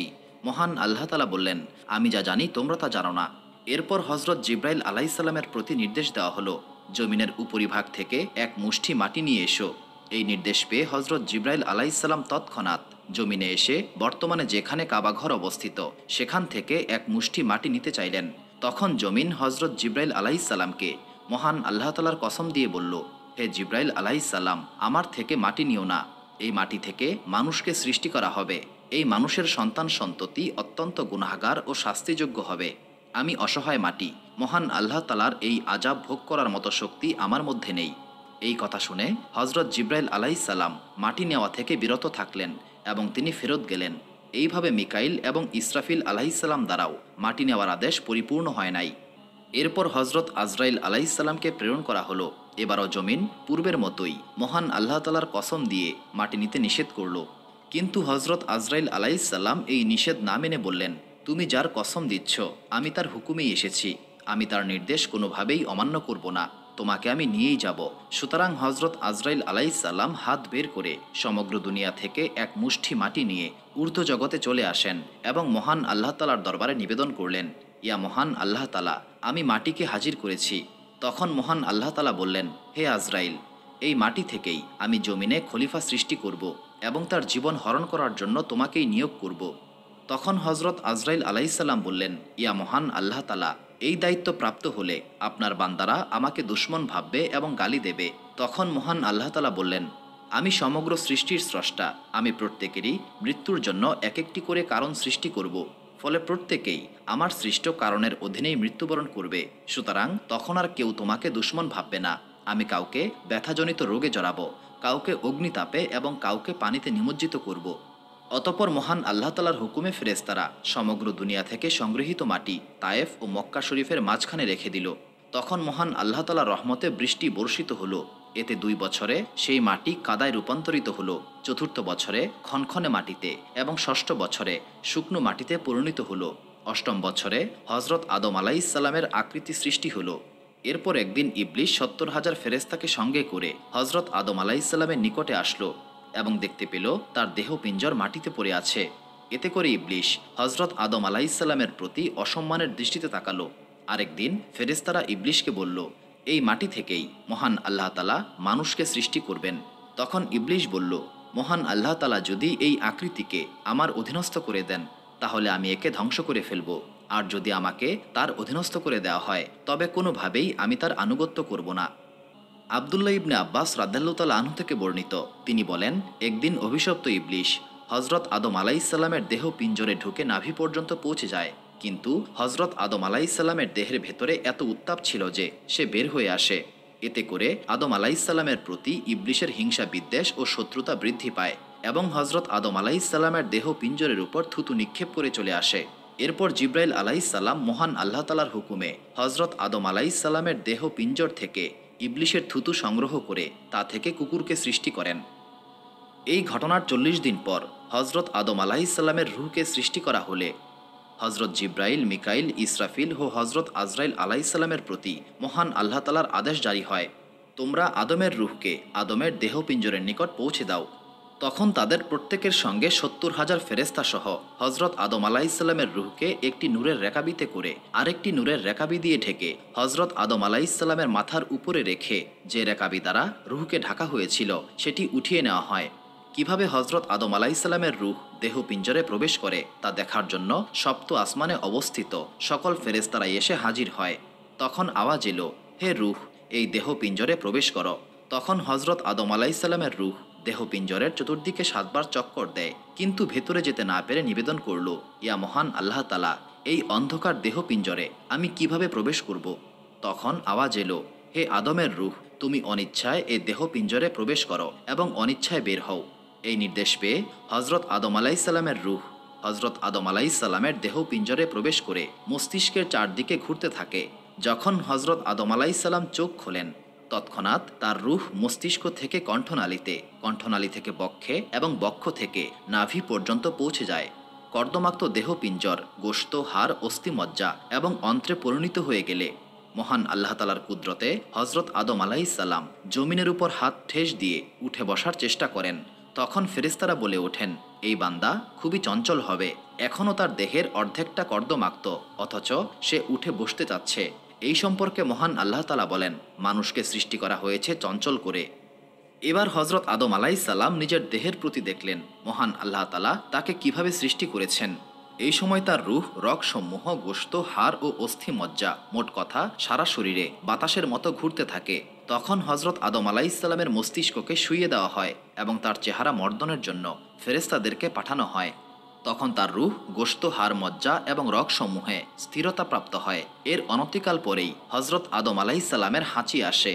মহান আল্লাহ তালার পক্ষ থেকে আগত ইলহামের শিক্ষা অনুসারে হজরত আদম আলাইহিসসালাম আলহামদুলিল্লাহ বলেন। জবাবে মহান আল্লাহ তালার তরফ থেকে বলা হয়, ইয়ার হামুক আল্লাহ। তাই কেউ হাঁচি দিয়ে আলহামদুলিল্লাহ বললে জবাবে ইয়ার হামুক আল্লাহ বলা মুসলিমদের উপর ওয়াজিব করা হয়েছে। অতপর সব ফেরেশতাদেরকে নির্দেশ দেওয়া হলো হজরত আদম আলাইসাল্লামকে সিজদা করার জন্য। পবিত্র কোরআনের ভাষায় মহান আল্লাহ তালা বলেন, আর যখন আমি ফেরেশতাদেরকে বললাম আদমকে সিজদা করো, তখন ইবলিশ ব্যতীত সকলেই সিজদা করল এবং সে অস্বীকৃতি জানালো ও অহংকার করল এবং কাফেরদের অন্তর্ভুক্ত হয়ে গেল। ফেরেশতারা সিজদা থেকে মাথা উঠিয়ে বুঝতে পারলেন সিজদা করতে অস্বীকৃতি জ্ঞাপনকারী ইবলিশ। তখন ফেরেশতারা দ্বিতীয়বার সিজদায় পতিত হলেন। প্রথম সিজদা ছিল মহান আল্লাহ তাআলার নির্দেশ পালন এবং দ্বিতীয় সিজদা ছিল মহান আল্লাহ তাআলার নির্দেশ পালনে সমর্থ হওয়ার শুকরিয়া। এবার মহান আল্লাহ তাআলা ইবলিশকে উদ্দেশ্য করে বললেন, হে ইবলিশ, আমি যাকে স্বহস্তে সৃষ্টি করেছি তাকে সিজদা করতে তোমাকে কিসে বিরত রাখলো? তুমি তো অহংকার করলে। তখন ইবলিশ বলল, আমি আদম থেকে শ্রেষ্ঠ, আপনি আমাকে আগুন দ্বারা এবং তাকে মাটি দ্বারা সৃষ্টি করেছেন। এবার মহান আল্লাহ তাআলা তাকে উদ্দেশ্য করে বললেন, তুই এখান থেকে বের হয়ে যা, কেননা তুই মরদুদ অর্থাৎ অভিশপ্ত হয়েছিস। তোর প্রতি আমার অভিশাপ কিয়ামত পর্যন্ত। ইবলিশের প্রতি এই বহিষ্কারাদেশের প্রয়োগের ক্ষেত্র সম্পর্কে উলামায়ে কেরামের মতভেদ রয়েছে। কেউ কেউ বলেন বের হয়ে যা এর মর্ম হচ্ছে ঈমান থেকে বের হয়ে যা, আবার কারো কারো মতে ফেরেশতাকুলের মধ্য থেকে বের হয়ে ইবলিশ হয়ে যা। তখন মহান আল্লাহ তাআলার গজবে ইবলিশের আকৃতি বিগড়ে গেল, তার চক্ষুদয় বুকে চলে আসলো। এরপর কেউ তাকে দেখলেই বলতো, এ মহান আল্লাহ তাআলার দরবার থেকে বিতাড়িত, অভিশপ্ত, লাঞ্ছিত ও অপমানিত হয়েছে। এই সময় ইবলিশ বলল, হে মহান আল্লাহ তাআলা, আপনি আমাকে বিতাড়িত করে অভিশপ্ত করেছেন আদমের কারণে, এটা আমার দুর্ভাগ্য। হে আমার রব, আমাকে কিয়ামতের দিন পর্যন্ত অবকাশ দিন। ইয়া মহান আল্লাহ তাআলা, আপনার দরবারে আমার দ্বিতীয় নিবেদন হচ্ছে আমাকে আদম সন্তানের গোশত, অস্থিমজ্জা এবং রগসমূহে প্রবেশ করার সুযোগ দিন এবং তাদের দৃষ্টি হতে আমাকে গোপন রাখুন। ইবলিশের এই নিবেদনের জবাবে মহান আল্লাহ তাআলা বললেন, তোমাকে অবকাশ দেওয়া হলো জ্ঞাত সময় অর্থাৎ কিয়ামতের দিন পর্যন্ত। মহান আল্লাহ তাআলার এই ঘোষণায় ইবলিশের উদ্দেশ্য সফল হলো। সে হজরত আদম আলাইহিসসালামের অবস্থানস্থলে গিয়ে সুযোগের অপেক্ষা করতে থাকে। এবার শয়তান বলল, হে মহান আল্লাহ তাআলা, আপনার ইজ্জতের কসম, আমি আপনার বান্দাদেরকে গোমরাহ ও পথভ্রষ্ট করব, তবে আপনার বান্দাদের মধ্য হতে যারা মনোনীত তাদেরকে নয়। তার কথার উত্তরে মহান আল্লাহ তাআলা বললেন, আমি জাহান্নাম ভর্তি করব তুই এবং তোর অনুসারীদেরকে দিয়ে। এরপর মহান আল্লাহ তাআলার নির্দেশে ফেরেশতাগণ হজরত আদম আলাইহিসসালামের আসন জান্নাতুল ফেরদৌসে নিয়ে আসেন এবং মহান আল্লাহ তাআলা হজরত আদম আলাইহিসসালামকে সর্বপ্রকার নিয়ামত দান করলেন। এরপরেও তার মানসিক স্থিরতা ও প্রশান্তি ছিল না, কেননা সকল আরামায়েশ ও মানসিক প্রশান্তি অর্জিত হয় সমগোত্রীয়ের সহচর্য থেকে। কিন্তু সারা জগতে কোথাও হজরত আদম আলাইহিসসালামের সমগোত্রীয় কেউ ছিল না এবং মহান আল্লাহ তাআলার ইচ্ছাই ছিল তার জোড়া সৃষ্টি করার, কেননা মহান আল্লাহ তাআলা ব্যতীত আর কেউই জোড়ার প্রয়োজনমুক্ত নয়। হজরত আদম আলাইহিসসালাম যখন অস্থির চঞ্চল হলেন, তখন মহান আল্লাহ তাআলা তার উপর নিদ্রা চাপিয়ে দিলেন। এই অবস্থায় মহান আল্লাহ তাআলা হজরত জিব্রাইল আলাইহিসসালামকে দিয়ে তার বাম পাজরের একখানা হাড় বের করে নিয়ে আসেন। এতে করে হজরত আদম আলাইহিসসালাম কোনো প্রকার ব্যথা বেদনা বা কষ্ট পান নাই। যদি তাই হতো তাহলে কখনো পুরুষের অন্তরে নারীর প্রতি প্রেম ভালোবাসার সৃষ্টি হতো না। উক্ত হাড় থেকে মহান আল্লাহ তাআলা হজরত হাওয়া আলাইহিসসালামকে সৃষ্টি করলেন। চেহারার সৌন্দর্য, রূপ লাবণ্য, এক কথায় জগতে নারীকুলের মাঝে যা কিছু প্রয়োজন আছে সব কিছুই তাকে দান করা হলো। মহান আল্লাহ তাআলা হজরত হাওয়া আলাইহিসসালামকে চাতুর্য, বুদ্ধিমত্তা, লজ্জাশীলতা এবং পরিপূর্ণ প্রীতি ও ভালোবাসার গুণ বৈশিষ্ট্য দান করলেন। তাকে জান্নাতের স্বর্ণখচিত সুসজ্জিত পোশাক পরিয়ে মাথায় স্বর্ণখচিত মুকুট দিয়ে স্বর্ণখচিত আসনে বসানো হলো। এরপর হজরত আদম আলাইহিসসালামকে ঘুম থেকে জাগিয়ে তার সঙ্গে সাক্ষাৎ ঘটানো হলো। হজরত আদম আলাইহিসসালাম বিবি হাওয়া আলাইহিসসালামকে এইভাবে দেখে তার প্রতি হাত প্রসারিত করতে চাইলে মহান আল্লাহ তাআলার পক্ষ থেকে আওয়াজ এলো, আদম, সাবধান, তাকে স্পর্শ করো না, বিবাহ ব্যতীত তার সংস্পর্শ তোমার জন্য হারাম। তখন হজরত আদম আলাইহিসসালাম বিয়ের জন্য নিবেদন করলেন এবং মহান আল্লাহ তাআলা তা কবুল করে উভয়কে বিয়ে দেন। এই উপলক্ষে মহান আল্লাহ তাআলা ফেরেশতাদেরকে বলেন, যত পর্দা আছে সমস্ত কিছুই লাগানো হোক। এই বিবাহ উপলক্ষে মহান আল্লাহ তাআলা সমগ্র ফেরেশতাদেরকে একত্রিত করেন এবং ফেরেশতারা তুবা বৃক্ষের নিচে হাজির হলে মহান আল্লাহ তাআলা সমস্ত পর্দা উঠিয়ে দেন এবং নিজেই নিজের স্তুতি প্রশংসা ফেরেশতাদেরকে শুনিয়ে দেন। মহান আল্লাহ তাআলা হজরত আদম আলাইহিসসালামের বিয়ের খুতবা পাঠ শেষ করলে ফেরেশতারা আনন্দ উৎসব করতে থাকে।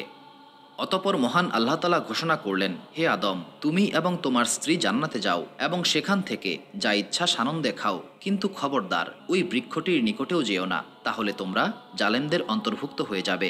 অতপর বলা হলো, হে আদম, তুমি শয়তানের ধোঁকা ও প্রতারণা থেকে সাবধান থাকবে, সে তোমাদের প্রকাশ্য শত্রু।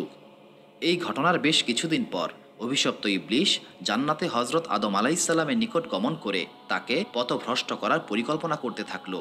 ইবলিশ মহান আল্লাহ তালার 3টি ইসমে আজম জানত, সেটা পাঠ করে 7 আসমান অতিক্রম করে জান্নাতের দ্বারে উপনীত হলো।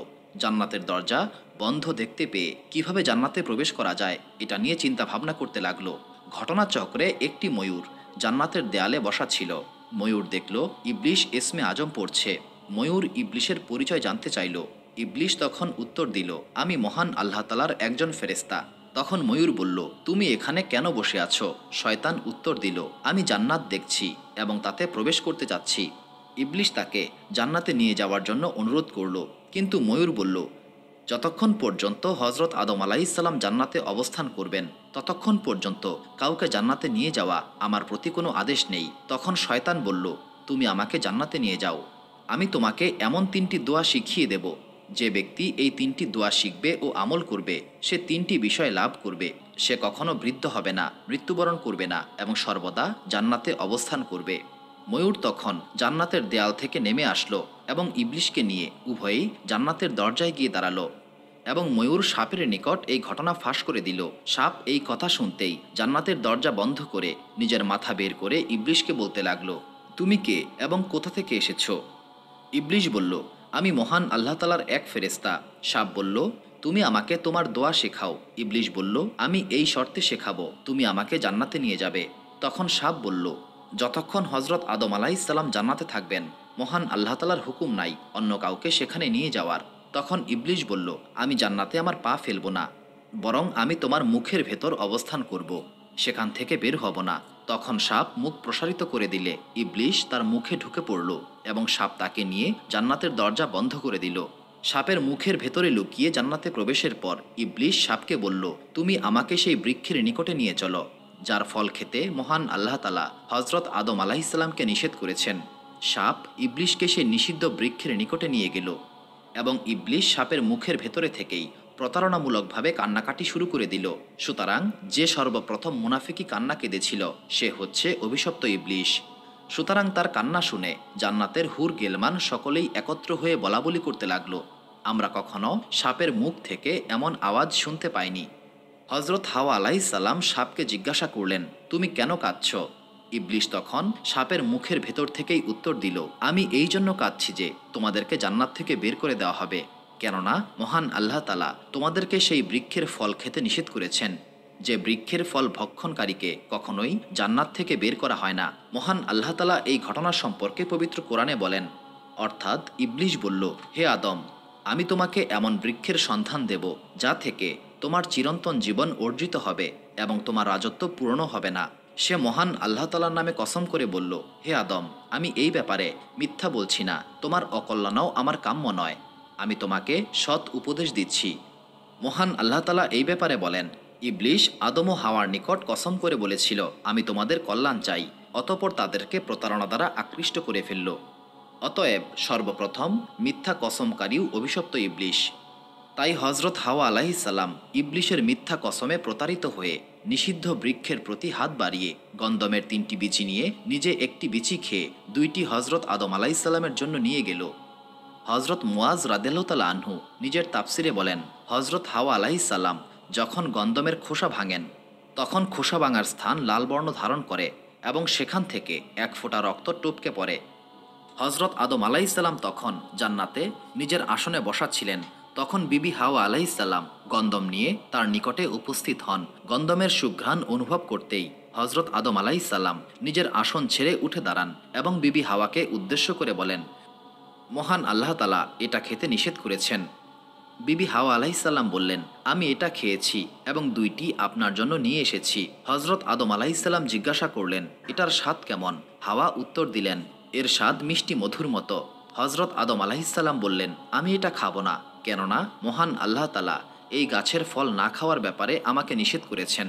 মহান আল্লাহ তালা বলেন, পূর্বেই আমি আদম থেকে অঙ্গীকার নিয়েছিলাম, পরে সে ভুলে যায় এবং অঙ্গীকার রক্ষায় আমি তাকে দৃঢ় পাইনি। হজরত আদম আলাইসাল্লাম বিবি হাওয়ার থেকে গন্ধমের 2টি বিচি নিয়ে খেয়ে ফেললেন, ফলে মহান আল্লাহ তাআলার সঙ্গে তার অঙ্গীকার ভঙ্গ হয়ে যায়।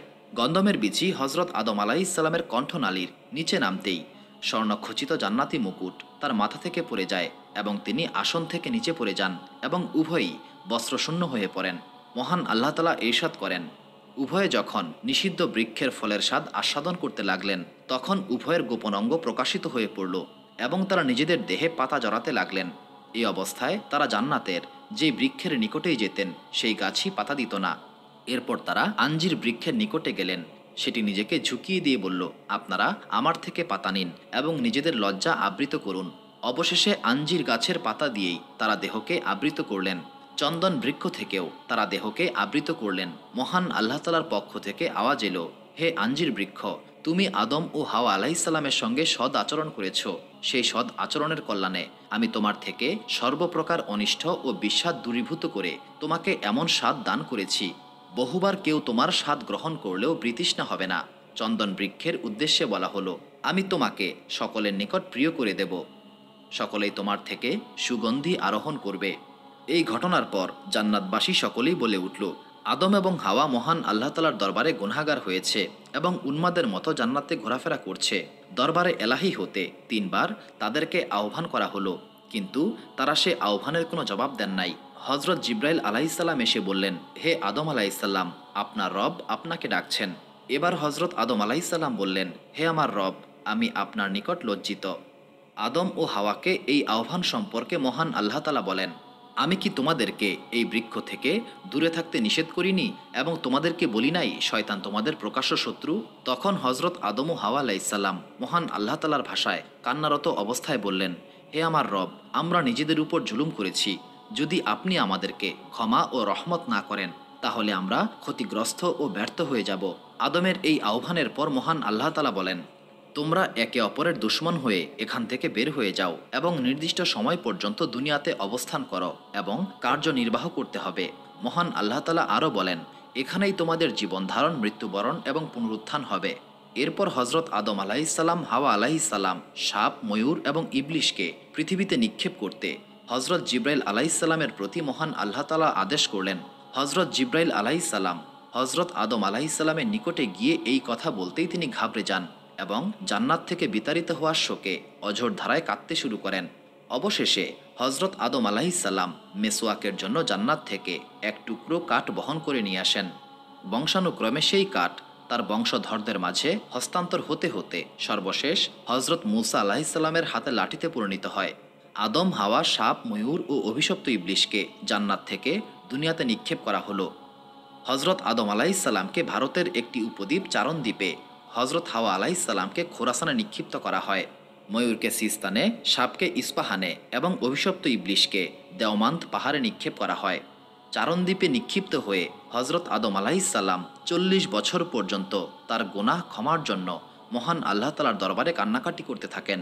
অপর এক বর্ণনায় 300 বছরের কথা বলা হয়েছে। তিনি এইরূপ কান্নাকাটি করতে থাকেন যে তার চোখের পানিতে নহর প্রবাহিত হয়। এরপর একদিন হজরত জিব্রাইল আলাইসাল্লাম এসে হজরত আদম আলাইসাল্লামকে বলেন, মৃত্যুর পূর্বে আপনার হজ সমাপ্ত করুন। মৃত্যুর কথা শুনতেই হজরত আদম আলাইসাল্লাম ঘাবড়ে যান এবং হজের সংকল্প করেন। হজে গমনের পথে যেখানেই তার পা পড়েছে সেখানেই পরবর্তীকালে গ্রাম ও জনবসতি গড়ে উঠেছে। যেখানে তিনি বিরতি নিয়েছেন সেখানে তার পায়ের বরকতে কোনো শহর গড়ে উঠেছে। কোনো আলেম বর্ণনা করেন, চারণদ্বীপ থেকে মক্কা পর্যন্ত হজরত আদম আলাইসাল্লামের 30 কদম হয়েছিল। তিনি মক্কা শরীফের নিকটবর্তী হতেই ফেরেশতারা তার নিকটে এসে বললেন, হে আদম আলাইসাল্লাম, 2000 বছর থেকে আমরা এই ঘরের তাওয়াফ করছি।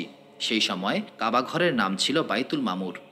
যে প্রাণী হারাম শরীফে আশ্রয় গ্রহণ করবে সেটি শিকার করা হারাম। হজরত আদম আলাইসাল্লাম আরাফাতের ময়দানে জাবালে রহমতের উপর যখন বিশ্রাম নেওয়ার উদ্দেশ্যে বসলেন, তখন তিনি দেখতে পেলেন হজরত হাওয়া আলাইসাল্লাম জেদ্দার দিক থেকে আরাফাতের ময়দানের দিকে আসছেন। হজরত আদম আলাইসাল্লাম উঠে গিয়ে তাকে জড়িয়ে ধরলেন এবং উভয়ে অঝোর ধারায় কাঁদতে থাকেন। তাদের কান্নাকাটিতে আসমানের ফেরেশতারাও কাঁদতে শুরু করে। এবার হজরত আদম ও হাওয়া আলাইসাল্লামের প্রতি মহান আল্লাহ তাআলার তরফ থেকে ইলহাম এলো, তোমরা চারণ দ্বীপে গিয়ে বসবাস করতে থাকো, সেখানে তোমাদের সন্তান সন্ততি জন্ম নেবে। এরপর তারা মহান আল্লাহ তাআলার হুকুমে হিন্দুস্তানের চারণ দ্বীপে এসে বসবাস করতে থাকেন। তাদেরকে লোহার কারিগরি কর্ম শেখানোর জন্য একদিন হজরত জিব্রাইল আলাইহিস সালাম 7টি লোহার খণ্ড নিয়ে তাদের নিকটে আসেন। মহান আল্লাহ তাআলা হজরত জিব্রাইল আলাইহিস সালামকে নির্দেশ দিলেন লোহার কারিগরি কর্ম শেখানোর জন্য জাহান্নামের তত্ত্বাবধায়ক ফেরেশতা মালেক আলাইহিস সালামের নিকট থেকে আগুন চেয়ে নাও। তিনি জাহান্নাম থেকে আগুন এনে দিলে আগুনের উত্তাপে হজরত আদম আলাইহিস সালামের হাত জ্বলে যায়। তিনি আগুনকে জমিনে ফেলে দেন। আগুন 7 স্তর জমিন ছেদ করে পুনরায় জাহান্নামের দিকে যেতে শুরু করে। কথিত আছে এইভাবে 7 বার জাহান্নাম থেকে আগুন আনা হয় এবং প্রতিবারই আগুন জাহান্নামে ফিরে যায়। এরপর আওয়াজ এলো, হে জিব্রাইল, 7 সমুদ্রের পানি থেকে আগুনকে ধুয়ে আনো, তাহলেই এই আগুন স্থির হবে। হজরত কাবে আহবার রাদিয়াল্লাহু তাআলা আনহু থেকে বর্ণিত, হজরত জিব্রাইল আলাইহিস সালাম আগুন আনতে অক্ষম হন। তখন মহান আল্লাহ তাআলা হজরত আদম আলাইহিস সালামকে ইরশাদ করলে তিনি চকমকি পাথর ঘর্ষণ করে তা থেকে আগুন বের করেন এবং হজরত জিব্রাইল আলাইহিস সালাম তাকে লোহার কারিগরি কর্ম শিক্ষা দেন। হজরত আদম আলাইহিস সালাম কৃষি যন্ত্রপাতি তৈরি করলেন। হজরত জিব্রাইল আলাইহিস সালাম জান্নাত থেকে এক জোড়া বলদ এনে দেন। কেউ কেউ বলেন 2টি গাভী এনে দেন। হজরত জিব্রাইল আলাইহিস সালাম জান্নাত থেকে এক মুষ্টি গন্দম নিয়ে আসলেন এবং বললেন, নিজের হাতে কৃষিকর্ম করে নিজের খাদ্য অর্জন করুন। হজরত আদম আলাইহিস সালাম সেই গন্দমের বিচি জমিনে ছিটিয়ে দেন এবং হাল জোড়েন। হালের বলদ বাঁকা হয়ে চলতে শুরু করলে তিনি সেটিকে লাঠির দ্বারা আঘাত করেন। তখন বলদ বলে উঠল, হে আদম আলাইহিস সালাম, আপনি আমাকে কেন মারছেন? যদি আপনার বিবেচনা সঠিক থাকত তাহলে এই ধুলিমাটির দুনিয়াতে আপনি পা দিতেন না। এই কথা শুনে হজরত আদম আলাইহিস সালাম ক্রোধান্বিত হয়ে হাল চাষ ছেড়ে চলে যেতে শুরু করেন।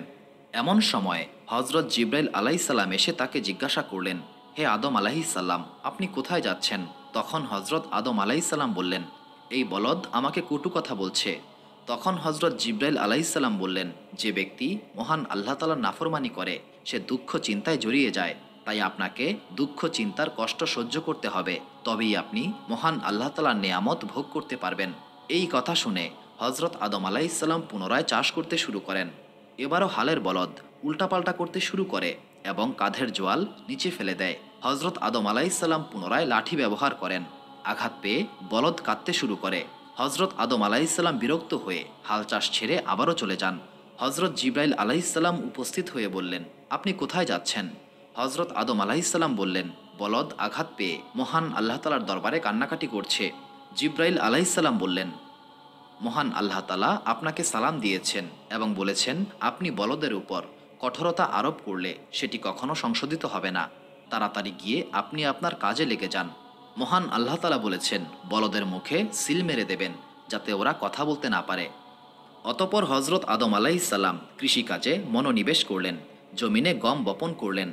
বপনকৃত গমে ফল আসে এবং তা পরিপক্ক হলে তিনি সেগুলো কেটে নিলেন। এসব কিছু মাত্র 7 ঘন্টার মধ্যেই হয়ে যায়। জমিন আদম আলাইহিস সালামকে বলল, হে আদম আলাইহিস সালাম, আপনি আমাকে ক্ষমা করবেন। আমি অতিমাত্রায় দুর্বল, নয়তো এর আরও অনেক আগেই আপনাকে গম দিয়ে দিতাম। হজরত আদম আলাইহিস সালাম গম হাতে পেয়ে সেটাকে খেতে চাইলেন। হজরত জিব্রাইল আলাইহিস সালাম বললেন, আপনি আগে গম পিষে নিন, তারপর পানিতে মিশিয়ে খামির বানিয়ে সেটিকে আগুনে সেকে তবে খাবেন। হজরত হাওয়া আলাইহিস সালাম জিব্রাইল আলাইহিস সালামের শিক্ষা পেয়ে গম হাতে পিষে পানিতে মিশিয়ে খামির তৈরি করেন এবং রুটি বানিয়ে সেগুলোকে আগুনে সেকে হজরত আদম আলাইহিস সালামের সামনে রাখেন। রুটি সামনে পেয়েই হজরত আদম আলাইহিস সালাম খেতে উদ্যত হলেন। জিব্রাইল আলাইহিস সালাম বললেন, সূর্যাস্ত পর্যন্ত অপেক্ষা করুন, কারণ আপনি রোজাদার। সূর্যাস্ত হলে হজরত আদম ও হাওয়া আলাইহিস সালাম একসঙ্গে রুটি খাওয়া শুরু করলেন। হজরত আদম আলাইহিস সালাম হিন্দুস্থানে এসে বসবাস শুরু করলে হজরত হাওয়া আলাইহিস সালাম অন্তঃসত্ত্বা হন এবং একজোড়া ছেলে মেয়ে প্রসব করলেন। ছেলের নাম কাবিল এবং মেয়ের নাম একলিমা রাখা হয়। একলিমা খুবই সুন্দরী এবং রূপবতী ছিলেন। হজরত হাওয়া আলাইহিস সালাম পুনরায় অন্তঃসত্ত্বা হন। এবারও এক জোড়া ছেলে মেয়ে প্রসব করেন। এই জোড়ার ছেলের নাম হাবিল এবং মেয়ের নাম গাজাহ রাখেন। এই জোড়ায় জন্ম নেওয়া মেয়েটি ততটা সুন্দরী ছিল না। বর্ণিত আছে হজরত হাওয়া আলাইহিস সালাম 120 বার সন্তান প্রসব করেন এবং প্রতিবারই ছেলে মেয়ের এক জোড়া প্রসব করেন। আরেক বর্ণনা মতে তিনি 180 বার সন্তান প্রসব করেছিলেন। এও বর্ণিত রয়েছে কাবিল জান্নাতে মায়ের উদরেই ছিল। দুনিয়াতে এসে তার জন্ম হয়, কারণ জান্নাত একটি পবিত্র স্থান। তাই রক্তে রঞ্জিত হয়ে সেই স্থান অপবিত্র হতে পারে না। হাবিল কাবিল বড় হলে হজরত জিব্রাইল আলাইসাল্লাম এসে হজরত আদম আলাইসাল্লামকে মহান আল্লাহ তালার সালাম পৌঁছে দেন এবং বলেন, মহান আল্লাহ তালা আপনাকে নির্দেশ করেছেন কাবিলের জোড়ার মেয়েকে হাবিলের সঙ্গে এবং হাবিলের জোড়ার মেয়েকে কাবিলের সঙ্গে বিয়ে দিতে। তিনি পুত্রদ্বয়কে ডেকে মহান আল্লাহ তালার এই নির্দেশ জানিয়ে দিলেন। এই কথা শুনে কাবিল বলল, আমার জোড়ার বোন একলিমা অতিশয় রূপবতী, আমি তাকে হাবিলের সঙ্গে বিয়ে দেব না। আদম আলাইসাল্লাম তার পুত্র কাবিলকে বললেন, দেখো, এটা মহান আল্লাহ তালার নির্দেশ, সুতরাং তোমাকে এই নির্দেশ মানতেই হবে। কাবিল বলল, সেটা হবে না, আপনি হাবিলকে ভালোবাসেন, এই জন্য এইরূপ করতে বলছেন। এইভাবে মানবজাতির মধ্যে কাবিলই সর্বপ্রথম পিতার নির্দেশ অমান্যকারী সাব্যস্ত হয়। সর্বশেষে মহান আল্লাহ তালার নির্দেশ মোতাবেক হজরত আদম আলাইসাল্লাম কাবিলের জোড়ার মেয়ের বিয়ে হাবিলের সঙ্গে এবং হাবিলের জোড়ার মেয়ের বিয়ে কাবিলের সঙ্গে দিয়ে দেন। বিয়ের পর কাবিল ঈর্ষান্বিত হয়ে হাবিলকে বলল, তুমি আমার জোড়ার বোনকে তালাক দিয়ে দাও, আমি তাকে আপন সেবায় নিয়োজিত করব। হাবিল বলল, সেটা কি করে সম্ভব, সে আমার জীবন সঙ্গিনী, পিতা তার সঙ্গে আমার বিবাহ দিয়েছেন, আমি কখনোই আমার পিতার হুকুম লঙ্ঘন করতে পারবো না এবং সর্বাবস্থায় মহান আল্লাহ তালার হুকুম পালন করব। হজরত আদম আলাইসাল্লাম এই ঘটনা শুনতে পেরে পুত্রদ্বয়ের মানসিক প্রশান্তির জন্য ডেকে বললেন, তোমরা প্রত্যেকে একটি করে কুরবানি করে মিনার পাহাড়ের উপর রেখে দাও, যার কুরবানি মহান আল্লাহ তালার দরবারে কবুল হবে, একলিমা তারই স্ত্রী হবে। পুত্রদ্বয় পিতার হুকুম মোতাবেক কয়েকটি বকরি জবাই করে মিনার পাহাড়ের উপর রেখে দিল। কোরবানির জবাইকৃত পশু মিনার পাহাড়ের উপর রেখে ভাতৃদ্বয় মহান আল্লাহ তালার দরবারে দোয়া প্রার্থনা করল, হে মহান আল্লাহ তালা, আমাদের কোরবানি কবুল করুন। দোয়া শেষে আসমান থেকে ধোঁয়ামুক্ত মেঘ হাবিলের কোরবানিকে জ্বালিয়ে দিল। এটা ছিল মহান আল্লাহ তালার নিকট কোরবানি কবুল হওয়ার আলামত। কাবিল যখন দেখতে পেল তার কোরবানি কবুল হয় নাই, তখন সে হাবিলকে বলল, তোমার কোরবানি কবুল করা হয়েছে, সুতরাং আমি তোমাকে হত্যা করব। হাবিল বলল, মহান আল্লাহ তালা মুত্তাকিদের কোরবানি কবুল করে থাকেন, অতএব তুমি আমাকে হত্যা করতে হাত প্রসারিত করলেও আমি তা করব না। আমি সমগ্র জগতের প্রভু মহান আল্লাহ তালাকে ভয় করি। যে মিনা পাহাড়ে কাবিল ভাতৃদ্বয়ের কোরবানি রাখা হয়েছিল সেটা এখন হাজিদের মোনাজাত দোয়া প্রার্থনার স্থান। অদ্যাবধি কোরবানি সেখানেই অনুষ্ঠিত হয়ে থাকে। হজরত আদম আলাহিসাল্লামের সময়ে মিনা পাহাড়ের আগুন ছিল ফয়সালাকারী। যে বস্তু বিচার ইনসাফের জন্য এখানে এনে রাখা হতো, আসমান থেকে আগুন এসে তা জ্বালিয়ে দিত। জ্বালিয়ে দেওয়াটাই মহান আল্লাহ তালার দরবারে কবুল হওয়ার নিদর্শন বলে বিবেচিত হতো। হজরত নূহ আলাইসাল্লামের যুগে ফয়সালাকারী ছিল নূহ আলাইসাল্লামের কিস্তি। এই কিস্তি দ্বারা সত্য মিথ্যা যাচাই করা হতো। বিবাদমানদের কেউ কিস্তির উপর হাত রেখে দিলে যদি সেটা স্থির হয়ে থাকত, তবে এটা সত্যবাদী হওয়ার এবং নড়ে উঠলে মিথ্যাবাদী হওয়ার নিদর্শন ছিল। হজরত ইউসুফ আলাইসাল্লামের যুগে ফয়সালাকারী ছিল একটি বিশেষ পরিমাপ পাত্র। কেউ তাতে হাত রাখলে যদি আওয়াজ বের হতো, তবে সে মিথ্যাবাদী এবং আওয়াজ বের না হলে সত্যবাদী সাব্যস্ত হতো। হজরত দাউদ আলাইসাল্লামের যুগে সিদ্ধান্তকারী ছিল জিঞ্জির, যা আসমান থেকে ঝোলানো থাকত। বিবাদমানদের কেউ এসে তাতে হাত রাখলে তা হাতে এসে গেলে সে সত্যবাদী, অন্যথায় মিথ্যাবাদী সাব্যস্ত হতো। হজরত সুলাইমান আলাইসাল্লামের যুগে সিদ্ধান্তকারী ছিল দেয়াল পথের ছিদ্র। বিবাদমানদের প্রতি হুকুম করা হতো সেই ছিদ্রে পা রাখার, পা আটকে গেলে সে মিথ্যাবাদী, অন্যথায় সত্যবাদী বলে সাব্যস্ত হতো। হজরত জাকারিয়া আলাইসাল্লামের যুগে সিদ্ধান্তকারী ছিল কলম। বিবাদমানদের প্রতি হুকুম দেওয়া হতো নিজের নাম লিখে কলম পানিতে ছেড়ে দাও। যার কলম পানির উপরে ভেসে থাকত সে সত্যবাদী এবং যার কলম ডুবে যেত সে মিথ্যাবাদী বলে সাব্যস্ত হতো। হজরত মুহাম্মদ সাল্লাল্লাহু আলাইসাল্লামের রেসালাতের যুগে পূর্ববর্তী যুগের সমস্ত বিধান রহিত হয়ে গেল এবং যে কোনো বিষয়ে সিদ্ধান্ত ঘোষণার বিধান সাক্ষ্যের উপর নির্ধারিত হলো। রাসূলুল্লাহ সাল্লাল্লাহু আলাইসাল্লামকে বলা হলো, হে মুহাম্মদ সাল্লাল্লাহু আলাইসাল্লাম, কে সত্যবাদী এবং কে মিথ্যাবাদী তা আমি ভালোভাবেই অবগত রয়েছি। যে সত্যবাদী সে সুপ্রতিদান এবং যে মিথ্যাবাদী সে খারাপ প্রতিদান লাভ করবে। সার কথা, কাবিল এবং হাবিল ভাতৃদ্বয় মিনা পাহাড়ে কোরবানি করে তাদের পিতা হজরত আদম আলাইসাল্লামের নিকটে আসে। তিনি কাবিলকে উদ্দেশ্য করে বলেন, হে কাবিল, এখন তোমার জোড়ার বোন হাবিলের জন্য হালাল এবং তোমার জন্য হারাম হয়ে গেছে। এই কথা শুনে কাবিল তার ভাই হাবিলকে হত্যা করার জন্য ফন্দি ফিকিরে লেগে যায় এবং সুযোগের অপেক্ষা করতে থাকে। সেকালে তখন পর্যন্ত হত্যার কোনো ঘটনা ঘটে নাই। কাবিলই সর্বপ্রথম নিজের ভাই হাবিলকে অন্যায়ভাবে হত্যা করে। একদিন কাবিল হাবিলকে বলল, আমি তোমাকে হত্যা করব, কেননা তোমার ভবিষ্যৎ বংশধর আমার বংশধরকে বলবে, আমাদের পিতার কোরবানি কবুল হয়েছে, তোমাদের পিতার কোরবানি কবুল হয় নাই। হাবিল বলল, এতে আমার অপরাধ কি? মহান আল্লাহ তালাই তো প্রকৃতপক্ষে ন্যায় বিচারক। ঠিক আছে, তুমি আমাকে হত্যা করলেও আমি তোমাকে হত্যা করব না, ভ্রাতৃত্বের অধিকার রক্ষা করে চলব। কিন্তু তুমি হাসরের দিন মহান আল্লাহ তালার নিকট অপরাধী রূপে ধৃত হয়ে নিশ্চিত জাহান্নামী হবে, পক্ষান্তরে আমি মুক্তি পেয়ে যাব।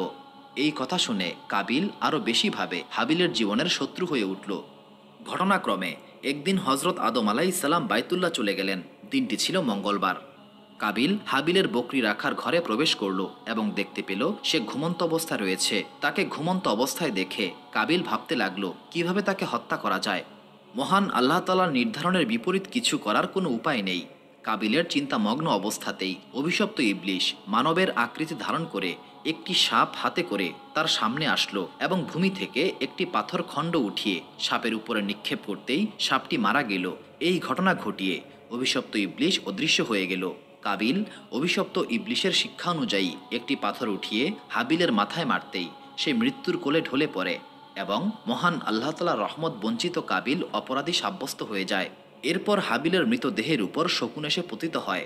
মৃতদেহ নিয়ে কি করবে এই নিয়ে কাবিল বিচলিত হয়ে পড়ল। অবশেষে অভিশপ্ত কাবিল ভাইয়ের মৃতদেহ নিয়ে এখানে ওখানে ঘুরতে থাকে।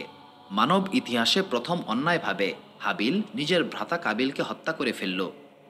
মহান আল্লাহ তাআলা তখন দুটি কাককে পাঠালেন। দুইটি কাক পরস্পরে মারামারি করে একটি আরেকটিকে মেরে ফেলল এবং নখ ও ঠোঁট দিয়ে জমিন খুঁড়ে কবরের মতো করে তাতে মৃত কাকটিকে কবর দিল। এই ঘটনার বর্ণনায় মহান আল্লাহ তাআলা পবিত্র কোরআনে বলেন, অতপর মহান আল্লাহ তাআলা একটি কাক পাঠালেন যেটি জমিন খুঁড়ে দেখাবে কিভাবে আপন ভাইয়ের লাশ গোপন করবে। সূরা মায়েদা আয়াত ৩১ পারা ৬। কাকের অবস্থা দর্শনে কাবিল দুঃখ প্রকাশ করতে থাকে। কোরআনের ভাষায় বলা হয়েছে, কাবিল বলল, হায় আমার দূরদৃষ্ট, আমি কি এই কাকের সমতুল্য হতে এবং ভাইয়ের লাশ লুকাতে অক্ষম হয়ে গেলাম। সূরা মায়েদা আয়াত ৩১ পারা ৬। এই বলে কাবিল শুধুই দুঃখ অনুতাপ করতে থাকে। সূরা মায়েদার তাফসিরে বলা হয়েছে, হাবিলের পূর্বে মানবজাতির আর কেউ মৃত্যুবরণ করে নাই, তাই মৃতদেহের সৎকার কিভাবে করতে হবে সেটা অজ্ঞাত ছিল। কাবিল এই ভেবে ভীত হলো যে যদি মৃতদেহ পড়ে থাকে তাহলে মানুষ দেখে আমাকে পাকড়াও করবে। তাই সে কয়েকদিন পর্যন্ত হাবিলের মৃতদেহ এখানে সেখানে বহন করে লুকাতে থাকে। এরপর মহান আল্লাহ তাআলা কাক প্রেরণ করেন। কাক জমিন খুঁড়ে কাকের মৃতদেহ কবর দিয়ে দেখিয়ে দিল এবং সে বুঝে নিল হাবিলের মৃতদেহকে কিভাবে দাফন করতে হবে। এই ঘটনা কিছুটা অন্যভাবে উল্লেখিত হয়েছে। বলা হয়েছে, একটি কাক জমিন খুঁড়ে আরেকটি মৃত কাককে দাফন করে।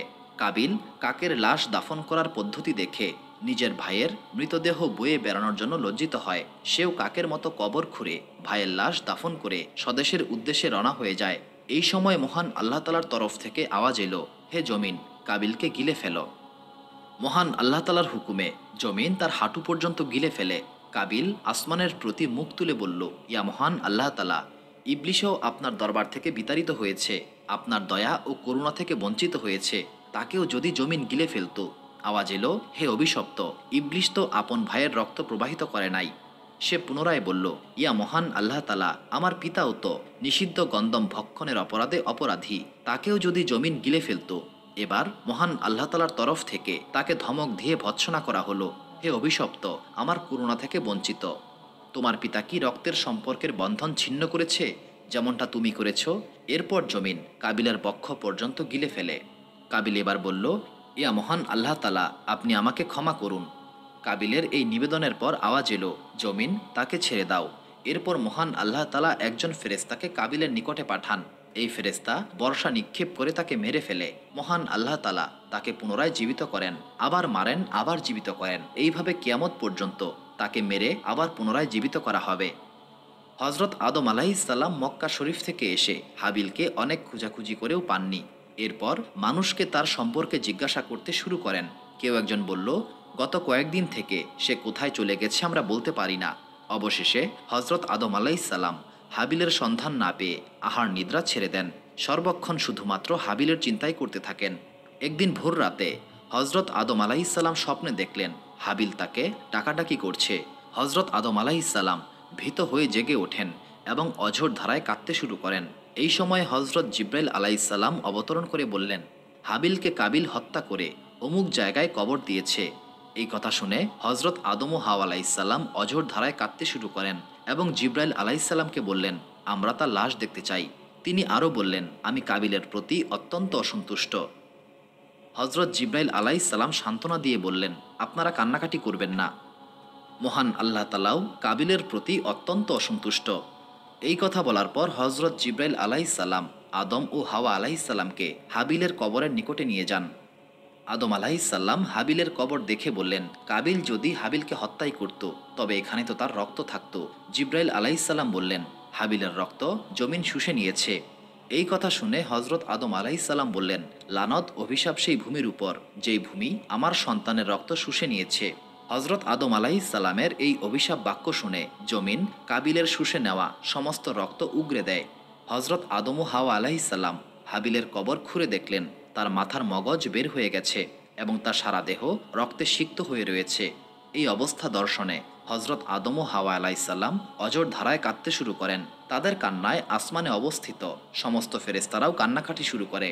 অবশেষে হজরত আদম আলাইসাল্লাম হাবিলের লাশ বের করে সিন্দুকে পুরে নিজের গৃহে নিয়ে আসেন। হজরত ইবনে আব্বাস রাদিয়াল্লাহু তাআলা আনহু বর্ণনা করেন, হজরত আদম আলাইসাল্লাম 40 দিন পর্যন্ত সিন্দুকটিকে বিভিন্ন জায়গায় নিয়ে ঘুরে বেড়ান। যেখানেই এই সিন্দুকটিকে নিয়ে যাওয়া হতো সেই স্থানই এই জুলুম অত্যাচারের ঘটনা দর্শনে আহাজারি করত। চতুষ্পদ জীব, পাখি এবং কীটপতঙ্গ এই অবস্থা দর্শনে কান্নাকাটি করত এবং বলতো, মনুষ্য জাতি থেকে দূরে সরে থাকা উচিত। এই অকৃতজ্ঞ জালেমরা নিজের আপন ভাইকেও হত্যা করে। এরপর হজরত আদম আলাইসাল্লাম হাবিলের লাশ নিজের বসবাসের স্থানে দাফন করেন। এই সময় পর্যন্ত তার সন্তানের সংখ্যা ছিল মোট 120 জন এবং একমাত্র হাবিল ব্যতীত আর কেউই মৃত্যু মুখে পতিত হয় নাই। পুত্র সন্তানরা সকলে হজরত আদম আলাইসাল্লামের নিকটে এসে বলল, পিতা, আমাদের কিছু পয়সা করে দিন যাতে আমরা ব্যবসা বাণিজ্যের মাধ্যমে উপার্জন করতে পারি। তখন হজরত জিব্রাইল আলাইসাল্লাম প্রত্যেককেই এক মুষ্টি করে স্বর্ণ রৌপ্য এনে দেন। হজরত আদম আলাইসাল্লাম বললেন, এতে আমার সন্তানদের এমন কি হবে? এই সামান্য স্বর্ণরৌপ্য দ্বারা তারা কিভাবে ব্যবসা বাণিজ্য করবে? অদৃশ্য থেকে আওয়াজ এলো, এই স্বর্ণরৌপ্য পাহাড়ে নিক্ষেপ করুন। আপনার সন্তানরা প্রয়োজন অনুপাতে অল্প অল্প করে সেখান থেকে নিয়ে ব্যবসা বাণিজ্যের মাধ্যমে জীবিকা অর্জন করতে পারবে এবং কিয়ামত পর্যন্ত এই স্বর্ণরৌপ্য শেষ হবে না। পৃথিবীতে 1000 বছর অতিক্রান্ত হয়ে গেলে হজরত আদম আলাইসাল্লাম রোগাক্রান্ত হয়ে পড়েন এবং ছেলেদেরকে বিভিন্ন প্রকার ফল ফলারির ফরমাইশ করতে থাকেন যাতে সেগুলোকে খেতে পারেন। হজরত শীষ আলাইসাল্লাম ব্যতীত হজরত আদম আলাইসাল্লামের পুত্র সন্তানরা সকলেই ফল ফলারি আনতে যায়, কিন্তু হজরত শীষ আলাইসাল্লাম পিতার সেবা কার্যেই নিয়োজিত থাকেন। আদম সন্তানদের যারা ফল ফলারি আনতে গিয়েছিল তারা আসতে বিলম্ব দেখে হজরত শীষ আলাইসাল্লামকে হজরত আদম আলাইসাল্লাম বললেন, তুমি অমুক পাহাড়ে গিয়ে প্রার্থনা করো, তাহলেই মহান আল্লাহ তালা দোয়ার বরকতে আমার জন্য কিছু ফল পাঠিয়ে দেবেন। তখন শীষ আলাইসাল্লাম বললেন, হে আমার সম্মানিত পিতা, আপনি দোয়া প্রার্থনা করলে নিঃসন্দেহে মহান আল্লাহ তালা আপনার জন্য ফল পাঠাবেন এবং আপনার দোয়া মহান আল্লাহ তালার দরবারে বেশি কবুল হবে। তখন হজরত আদম আলাইসাল্লাম বললেন, নিষেধকৃত বৃক্ষের ফল গন্ধম খাওয়ার কারণে আমি মহান আল্লাহ তালার দরবারে লজ্জিত, কিন্তু তুমি এমনটা হতে সম্পূর্ণ পুতু পবিত্র। অবশেষে তিনি পিতার নির্দেশ মোতাবেক পাহাড়ে গিয়ে দোয়া প্রার্থনা করলেন। দোয়া শেষে দেখলেন হজরত জিব্রাইল আলাইসাল্লাম একটি সোনালী রঙের রেকাবিতে করে ডুমুর, ডালিম, সেব, নারঙ্গি, কমলা লেবু, আঙ্গুর, আঞ্জির, খরবুজা প্রভৃতি ফল নিয়ে এসেছেন। ফল ভর্তি রেকাবিটি অপর একটি লাল বর্ণের রেকাবিতে একজন হুর মাথায় বহন করছে। এই হুর তার মুখের আবরণ খুলে হজরত আদম আলাইসাল্লামের সম্মুখে হাজির হলে তিনি জিব্রাইল আলাইসাল্লামকে জিজ্ঞাসা করলেন, এই হুরকে? তখন হজরত জিব্রাইল আলাইসাল্লাম বললেন, মহান আল্লাহ তালা এই হুরকে হজরত শীষ আলাইসাল্লামের জন্য স্ত্রী হিসেবে জান্নাত থেকে পাঠিয়েছেন, কেননা হজরত শীষ আলাইসাল্লাম ব্যতীত আপনার সব সন্তানই জোড়ায় জোড়ায় জন্মগ্রহণ করেছে। কেউ কেউ বলেন সেই হুর পুনরায় জান্নাতে চলে যায় এবং কিয়ামত পর্যন্ত হজরত শীষ আলাইসাল্লামের জন্য জান্নাতে অপেক্ষমান থাকবে। আবার কেউ কেউ বলেন হজরত আদম আলাইসাল্লাম শীষ আলাইসাল্লামের সঙ্গে এই জান্নাতি হুরের বিবাহ বন্ধন করিয়ে দেন। এই হুরের ভাষা ছিল আরবি। তার গর্ভজাত সমস্ত সন্তানই আরবি ভাষায় কথা বলতেন। এমনকি আখিরি রাসূল মুহাম্মদ সাল্লাল্লাহু আলাইসাল্লাম ছিলেন এই হুরের গর্ভজাত সন্তানদের অধস্তন বংশধর। হজরত জিব্রাইল আলাইসাল্লাম জান্নাত থেকে যে সমস্ত ফল নিয়ে এসেছিলেন, হজরত আদম আলাইসাল্লাম সেখান থেকে কিছু পরিমাণ ফল খেলেন এবং কিছু পরিমাণ ফল তার ছেলেদেরকে দিলেন। হজরত আদম আলাইসাল্লামের যে সমস্ত সন্তান এই জান্নাতি ফল খেয়েছিল তারা জ্ঞানী গুণী ও প্রজ্ঞা সম্পন্ন হয়েছে। এবার হজরত আদম আলাইসাল্লাম তার পুত্রদেরকে অন্তিম উপদেশ দিলেন, অল্প সময়ের মধ্যেই আমি এই নশ্বর জগৎ ছেড়ে চিরস্থায়ী জগতে চলে যাব। হজরত শীষ আলাইসাল্লাম আমার স্থলাভিষিক্ত হবে। তোমরা সকলেই তার আনুগত্য অনুসরণ করবে এবং তার উপর বিশ্বাস স্থাপন করবে। তারা সকলে হজরত শীষ আলাইসাল্লামের আনুগত্য এবং তার উপর বিশ্বাস স্থাপনের অঙ্গীকার করলে তিনি এই নশ্বর জগৎ থেকে চিরস্থায়ী জগতে পাড়ি জমান। পিতার বিচ্ছেদে সন্তানদের সকলেই অনেক কান্নাকাটি করে এবং জানাজা পড়ে দাফন করে। দাফন শেষে সবাই 2 বছর পর্যন্ত কবরের কাছেই অবস্থান করে। এরপর সবাই পৃথক হয়ে যায়। আবু কুরাইসের পাহাড়ের এক গর্তে হজরত আদম আলাইসাল্লামের কবর রয়েছে। এই গর্তটির নাম গারে কানজ। হজরত নূহ আলাইসাল্লামের যুগের মহাপ্লাবন পর্যন্ত হজরত আদম আলাইসাল্লামের লাশ উক্ত গর্তেই সমাহিত ছিল। প্লাবন শুরু হয়ে গেলে তিনি এই সিন্দুকটিকেও নৌকায় তুলে নেন।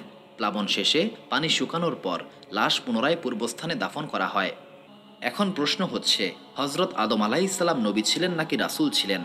ইসলামী শরীয়তের পরিভাষায় তাকেই নবী বলা হয়, যাকে মহান আল্লাহ তাআলা তার বান্দাদের হেদায়েতের উদ্দেশ্যে প্রেরণ করেন এবং মহান আল্লাহ তাআলা তার সঙ্গে সরাসরি অথবা জিব্রাইল আলাইসাল্লামের মাধ্যমে কথোপকথন করেছেন। এবং রাসূল তাকে বলা হয় যার নিকট নতুন শরীয়ত ও কিতাব অবতীর্ণ হয়েছে। অতএব প্রশ্ন জাগে, হজরত আদম আলাইসাল্লাম তার পরবর্তী প্রজন্মকে যেভাবে পার্থিব সফলতা লাভের পন্থা পদ্ধতি বলেছেন এবং পথ প্রদর্শন করেছেন, পরকালীন বিষয়েও তেমনটি করেছেন কিনা? এর জবাব হচ্ছে, হজরত আদম আলাইসাল্লাম ছিলেন আদি মানব।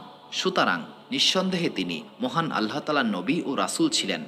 কেননা ইহকালীন জীবনে পরকালীন সাফল্যের পথ রচনার জন্য নবী রাসূলের শিক্ষা, আদর্শ এবং তাদের পথ প্রদর্শন অপরিহার্য। তাই নিঃসন্দেহে হজরত আদম আলাইসাল্লাম আদি মানব এবং মানবকুলের আদি পিতা এবং নবী ও রাসূলও বটে। হজরত আদম আলাইসাল্লামের নবুয়ত রেসালাত সর্বকালের সর্বযুগেই সর্বস্বীকৃত। এই ব্যাপারে মতভেদের কোনো অবকাশ নাই। সুপ্রিয় দর্শক মণ্ডলী, প্রতিদিন নতুন নতুন ভিডিও পেতে আমাদের চ্যানেলটি অবশ্যই সাবস্ক্রাইব করুন।